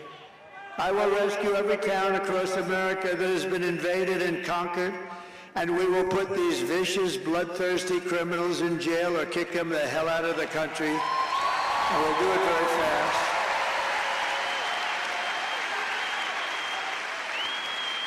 And to expedite removals of the Tren de Aragua and MS-13 gangs from our country, and many others, by the way, I will invoke the Alien Enemies Act of 1798 to target and dismantle every migrant criminal network operating on American soil.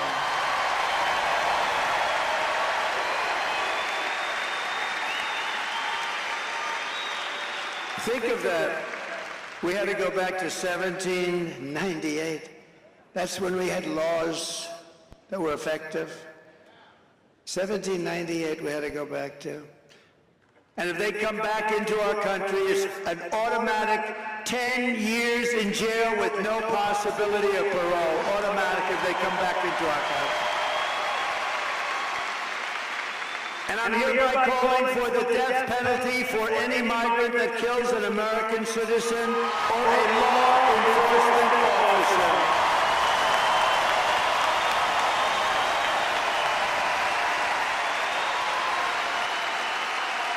And I will then catch and release.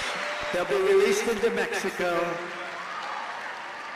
We will have catch and release, but not into America. It'll be catch and release into Mexico. I will end all migrant flights. They fly thousands and thousands of people over the border. They've told you with this bill that they keep saying Trump called the senators and said, don't sign it. They're wrong about that. What they don't say is that they made it a little bit harder because they're getting killed for this election. So they made it a little bit harder. They want to make their numbers look a little bit better. But what they didn't stop are Boeing 747s and 757s and 767s flying over our border, loaded up with migrants and dropping them off in the Middle West and the middle part of our country.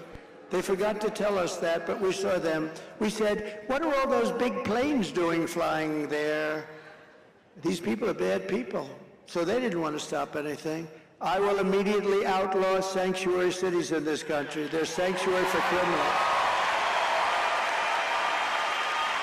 And I will ban all welfare and federal benefits for illegals, because then they won't come. They won't come.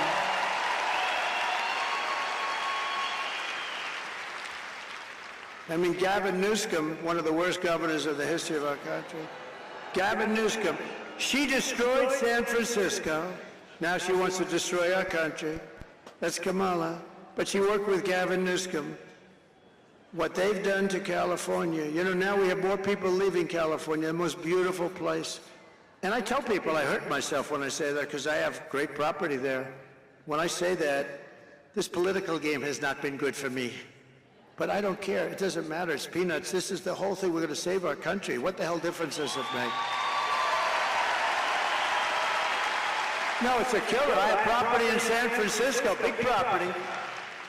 And I say that she's destroyed San Francisco. She started the destruction. It was the best city in America 18 years ago.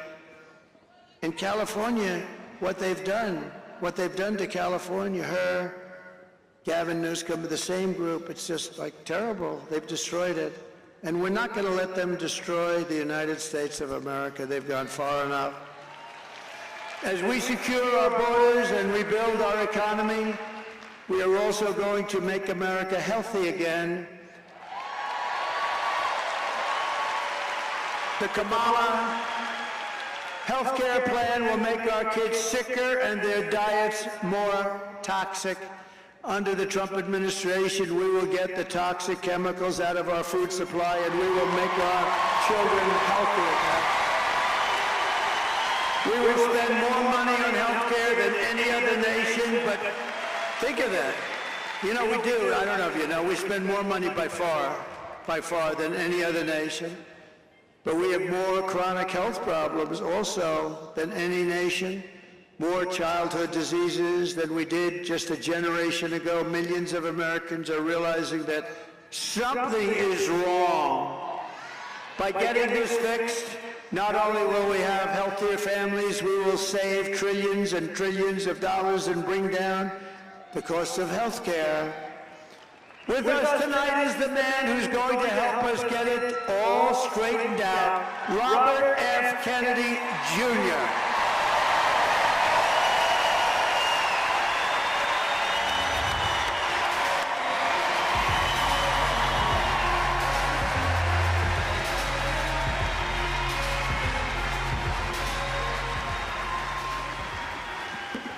We have 1,000 chemicals in our food that are illegal in Europe.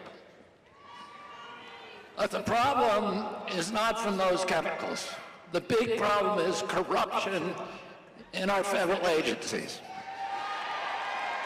And these agencies are now owned by big pharma, by big food, and big agriculture. Don't you want a president who's going to get the chemicals out of our food? And don't you want a president who's going to get the corruption out of Washington, D.C.? And don't we deserve a president of the United States that's going to make America healthy again?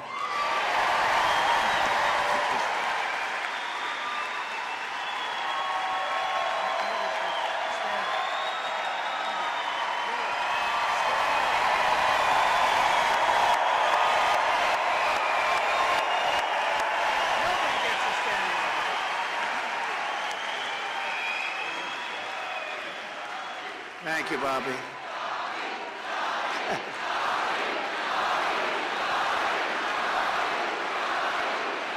Nobody gets a standing ovation like that. What's going on over here? That's great, Bobby. Great. Thank you. Thank you. And as you know, Bobby's great mother, she was a great woman, Ethel, passed away, so our regards and condolences to the family. Thank you, Bobby. Our movement is bringing together Americans of all backgrounds who believe in freedom, democracy, and a thing called common sense. Much of it's common sense. Conservative, liberal, it's common sense. Let me also call up two other incredible patriots who want to help save our incredible country. Former Democrat presidential candidate Tulsi Gabbard. And by the way, she just became a Republican.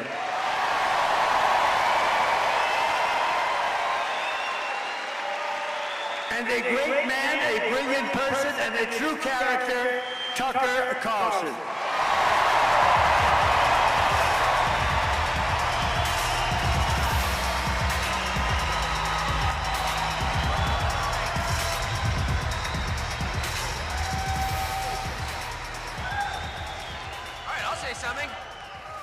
I think Donald Trump's singular contribution to this country and the world is by his presence exposing a lot of things a lot of us believed as fraudulent, as lies. It's changed my life watching it. But the single biggest lie that Donald Trump has exposed is that this is a functional democracy, when in fact, it's a country oppressed by a small group of its unhappiest citizens for their own benefit. And the promise of this campaign is that Donald Trump will return this country to its owners. And that's its population, that's its people, that's its citizens. And I pray fervently that that happens. I mean it. That's why I'm so honored to be here. Thank you.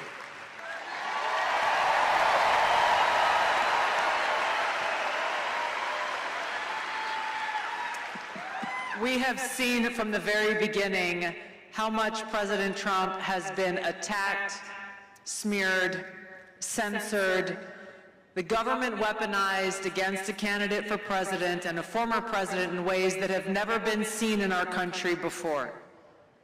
The reason why this has happened is because he is the sole person who has had the courage to stand up against the uniparty war machine in Washington and have the audacity to call for peace and an end to war.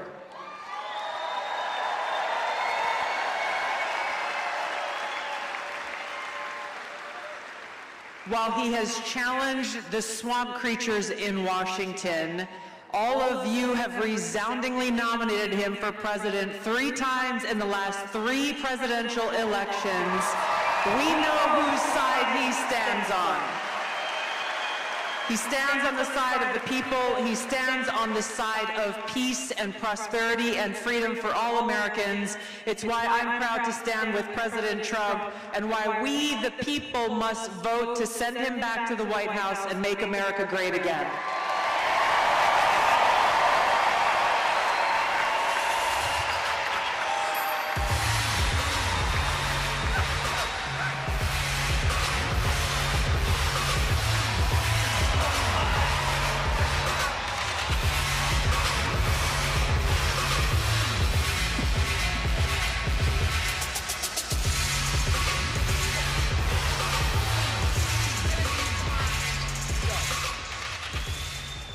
Great people. Great people. Thank you very much. That is a great group. That is some assemblage of talent. And very great honor to have them. Thank you very much. We're also pleased to be joined tonight by Lieutenant Governor Burt Jones. Burt, thank you. Wherever you may be, Burt, thank you. Great guy. And Representatives Mike Collins and Marjorie Taylor Greene. Please. Thank you, Marjorie. Future Congressman, congressional candidate Brian Jack. He's been with me from the beginning, and now he's a congressman soon. And a wonderful human being, a great man, Ben Carson. Ben, thank you very much. Thank you, Ben. Thank you, Ben. Great man. And thank you, Candy. Thank you very much, Candy. State Senator Clint Dixon, terrific. And State Representative Mike Kokas. Thank you, Mike. Thank you, Mike. Good job. Commissioner Tyler Harper's done a fantastic job.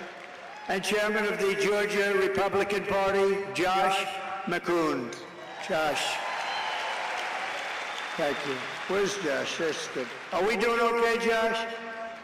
I'm hearing we're winning big. That's good. Former Senator Kelly Loeffler and her husband.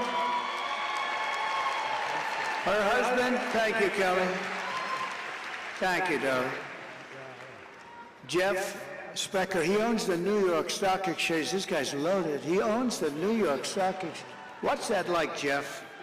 What is that like? But he's a great guy. Thank you both.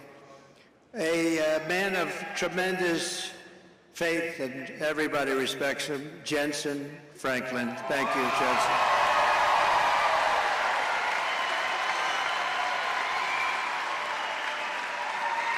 And he's been with me from the beginning, day one, right? With Paula and the whole group of people. I want to thank you. And we just had a little session behind this wonderful stage. We had, must be 45 pastors, ministers. They were praying. I said, if this doesn't work, nothing's going to work.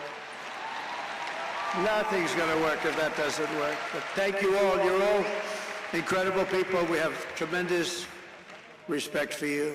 Terrific man. Man was treated very unfairly, but he's a great man, and he really knows what he's doing. David Schaefer.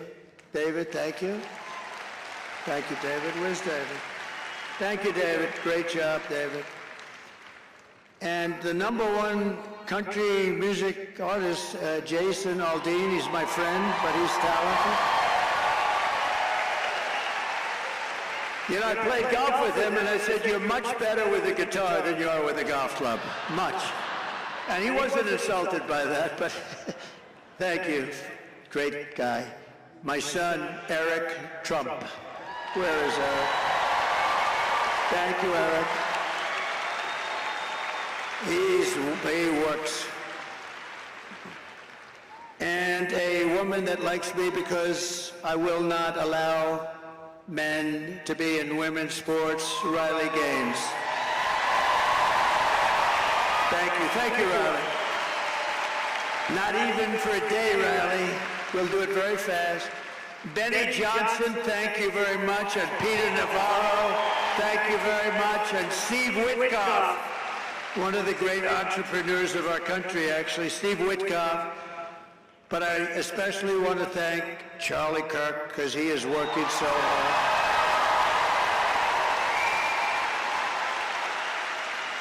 He has worked so hard. He's working on making sure everything is proper. That's what he wants to do. Turning Point Action, the job they do is amazing. The only thing is, one thing when I come here and do this for him, I always have to shake about 15 times the number of people. I was shaking hands for an hour. Oh.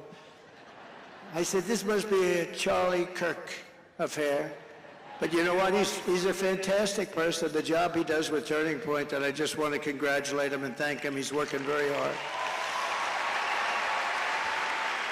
So we are running against the most radical, most incompetent, most unfit vice president in the history of our country. No one respects her, no one trusts her, no one takes her seriously. This is a woman who took yesterday off. How do you take yesterday off? You got 13 days, you're running for the presidency, she takes her time off. I've gone 52 days in a row and I'm not taking any days off, that I can tell you.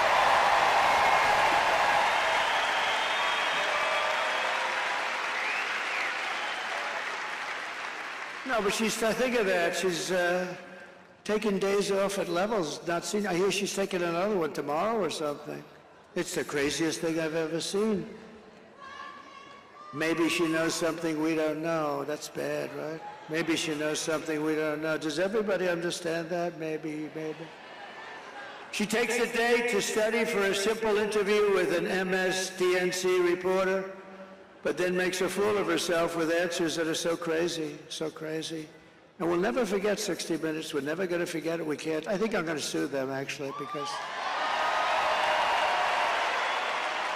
there's no way they can answer it.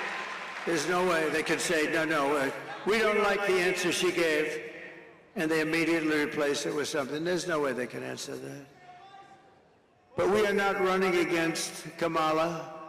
She means nothing. She is purely a vessel. She can't put two sentences together. She can't do it. Just like we were not running against crooked Joe Biden, who, by the way, said yesterday about me, quote, "We got to lock him up." I told you. He said, then he denied it. I didn't mean that. Because he's not legally allowed to say. He can't say that. But I've been telling you that. It's election interference. This is all it is. He said, we got to lock him up. This is illegal and should cause cases. I mean, look, think of it. I've been under investigation more than the legendary Alphonse Capone, Scarface. And my parents are looking down, and my father was tough, and my mother was great. She was so sweet. And I said yesterday, I know she's in heaven. I'm not 100% sure of my father, but he was a good man. He's a tough guy and a good guy. He had a big heart, too, and he was smart. He was smart. But they're looking down on me now, and they're saying, how the hell could my son be worse than Alphonse Capone? How could he be? No, but these are crooked people. This is all election interference. And you know the amazing thing? It made me much more popular. It's crazy, right? Because the people got it. Crazy. But as I've said, these lawsuits are being run by the Department of Justice, the FBI. Biden is behind it all, believe it or not. And he proved that yesterday with his stupid statement. And people are outraged by it, and we're running against something far bigger, far more powerful than them, which is a massive, vicious, crooked, radical left machine that runs today's Democrat Party. It's far bigger than them. This is who we're fighting, and we're fighting them hard. These are the people who are doing such harm to our country with their open borders and record-setting inflation and the Green New scam. They're trying to destroy our country. But we're not going to let it happen any longer. We are going to have the biggest victory in the history of our country on November 5th.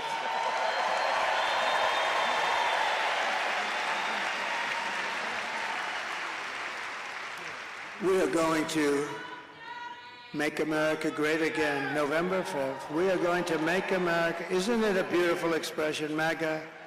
Think of it, the greatest movement in the history of our country, and all of that fake news, there's so many of them back there. All of that fake news, if it weren't true, they'd say, he said this and he said that. No, it's the greatest movement by far. You know, I was thinking the other day, there was a good man, Pat Buchanan, a lot of you forget, but he came in second in New Hampshire, and he built a huge career. We came in first in 38 different states, and then we won the presidency. And then we did much better the second time, getting millions and millions of votes more. And something very bad happened. But there is far more enthusiasm right now than for number 1 or number 2 by 50%. And you see that by the votes that are coming in at numbers that think of North Carolina. Their property is devastated. Their lives, in many cases, are ruined. Everybody said, if we get 50% of the vote, it would be a miracle. And it was Trump territory, I must say. It was mostly Trump. These are people that vote for me and the Republican Party. And what happens? They broke the all-time, think of it, the house is gone, some lost family members. The devastation, I can't believe it. Trees were turned upside down, buses were thrown 100 yards away or floated there. The devastation was incredible. We really meant if we could get 50% of the vote, it would be amazing. We broke the all-time record. We've never had more votes from those areas than we did. Think of what that means. Think of what it means. It's impossible to conceive. And I want to thank them. North Carolina was really hit. Wow, I saw sites over the last few days. I've never seen anything like it. Kamala Harris does not have the compassion, the intelligence, or the strength to be the President of the United States. She cannot do the job. She's not fit. She's not fit to do the job. She's an international joke. Other countries and their leaders who are very streetwise people, they're at the top of their game. They can't believe this is even happening. She's going to end up getting us into World War III. We're not going to let that happen. And on top of it all, she says she would not do anything differently from Joe Biden, which is absolutely, as far as I'm concerned, disqualifying. Shouldn't even be allowed to run. He has almost a 90% negative path, 90%, and she won't do anything differently, including saving the 325,000 children that I talked to you about. Let's take one quick look. Would you have done something differently than President Biden during the past 4 years? There is not a thing that comes to mind. I stood there on the tarmac watching you check your watch. The chaotic and deadly U.S. evacuation from Afghanistan stunned Americans and the world and cost the lives of 13 U.S. soldiers. Would you have done something differently? There is not a thing that comes to mind. More than 13,000 illegal immigrants convicted of murder have been caught at the border and then released into the United States. An Afghan national is in custody today after being accused of plotting an election day terrorist attack. The suspect entered the U.S. on a special immigrant visa. Fact-checking new details in the murder of Georgia nursing student Laken Riley. The illegal immigrant suspect, who cops say committed a heinous murder, is a Venezuelan national who crossed the unsecured southern border back in 2022. 2 men investigators say are in the country illegally from Venezuela are charged with capital murder and the death of Jocelyn Monroy. A fifth illegal immigrant accused of attacking 2 New York City police officers over the weekend showed no remorse or regret. Would you have done something differently? There is not a thing that comes to mind. Over 80% say the economy is in excellent or good condition. US inflation has hit a new 40-year high, increasing by 9.1% over the financial year. The cost of homes have spiked. Home buyers need to earn 80% more than they did in 2020 to afford a house. Were you the last person in the room? Yes.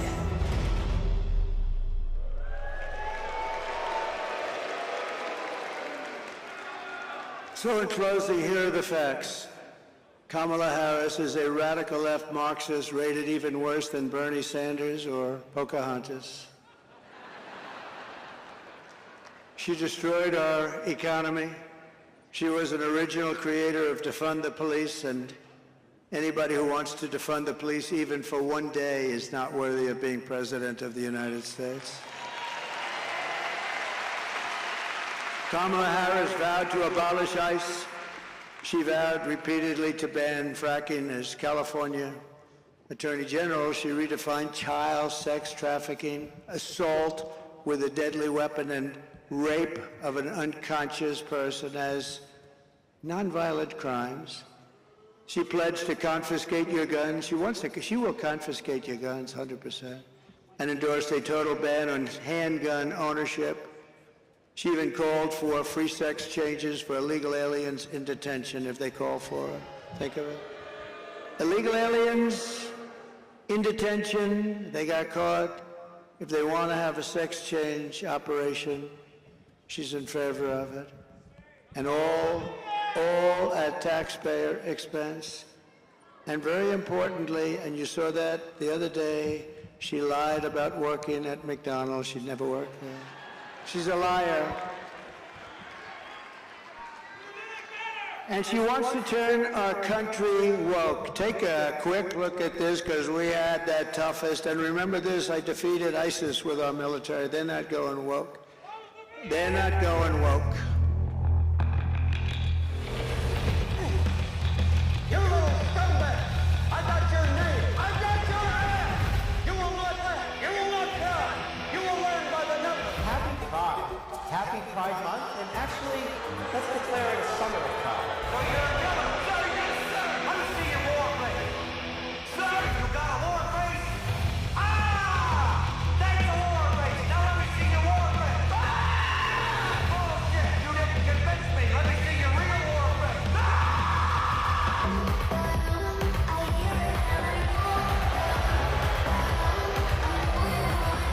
You will be a weapon. You will be a minister of death, praying for war. But until that day, you are cute. You are the lowest form of life on earth. You are not even human fucking beings. You are nothing but unorganized, grab-assing pieces of amphibian shit. How can abracadabra these bitches know I'm not the way I Something like the best part, you ran down and cracked your mama's ass and ended up with the brown stain on the mattress.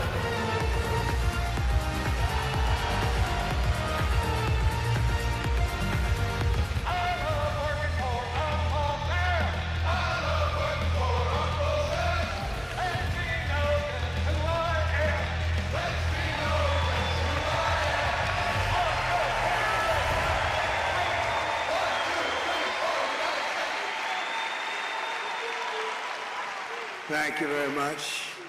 So with your vote this November, we're going to fire Kamala Harris, and we are going to save our country. We're going to save America. With your support, we will cut your taxes, end inflation, slash your prices, raise your wages, and bring thousands of factories back to America and back to the state of Georgia. They're coming back. And it won't even take long. We will build American, we will buy American, and we will hire American. I will end the war in Ukraine. It should have never started. I will stop the chaos in the Middle East, and I will prevent World War III from happening. We were never closer than we are right now. We will crush violent crime and give our police the support, protection, resources, and respect they so dearly deserve. We will strengthen and modernize our military. We will build a massive missile defense shield over our country, all made in the USA.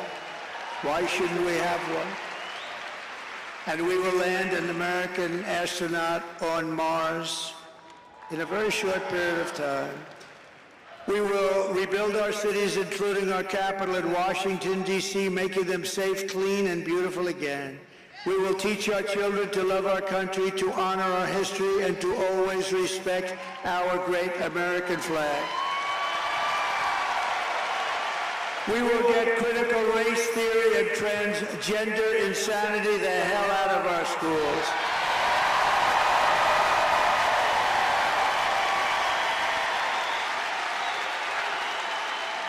We will keep men out of women's sports. I will defend religious liberty, I will restore free speech, and I will defend the right to keep and bear arms, our Second Amendment.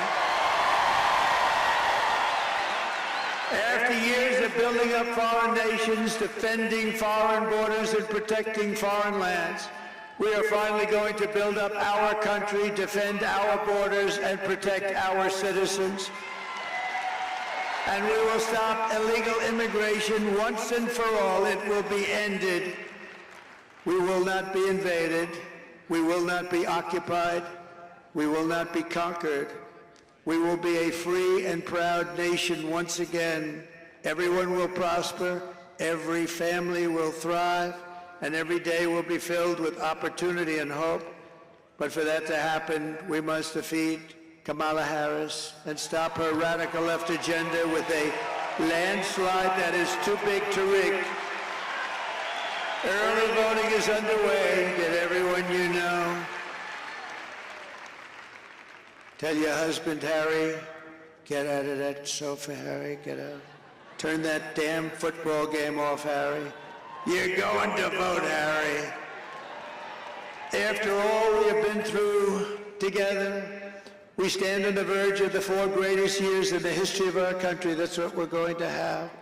With your help from now until Election Day, we will redeem America's promise. We will put America first, and we will take back the nation that we all so love. We are one people, one family, and one glorious nation under God. We will never give in, we will never give up, and we will never, ever back down, and we will never, ever surrender.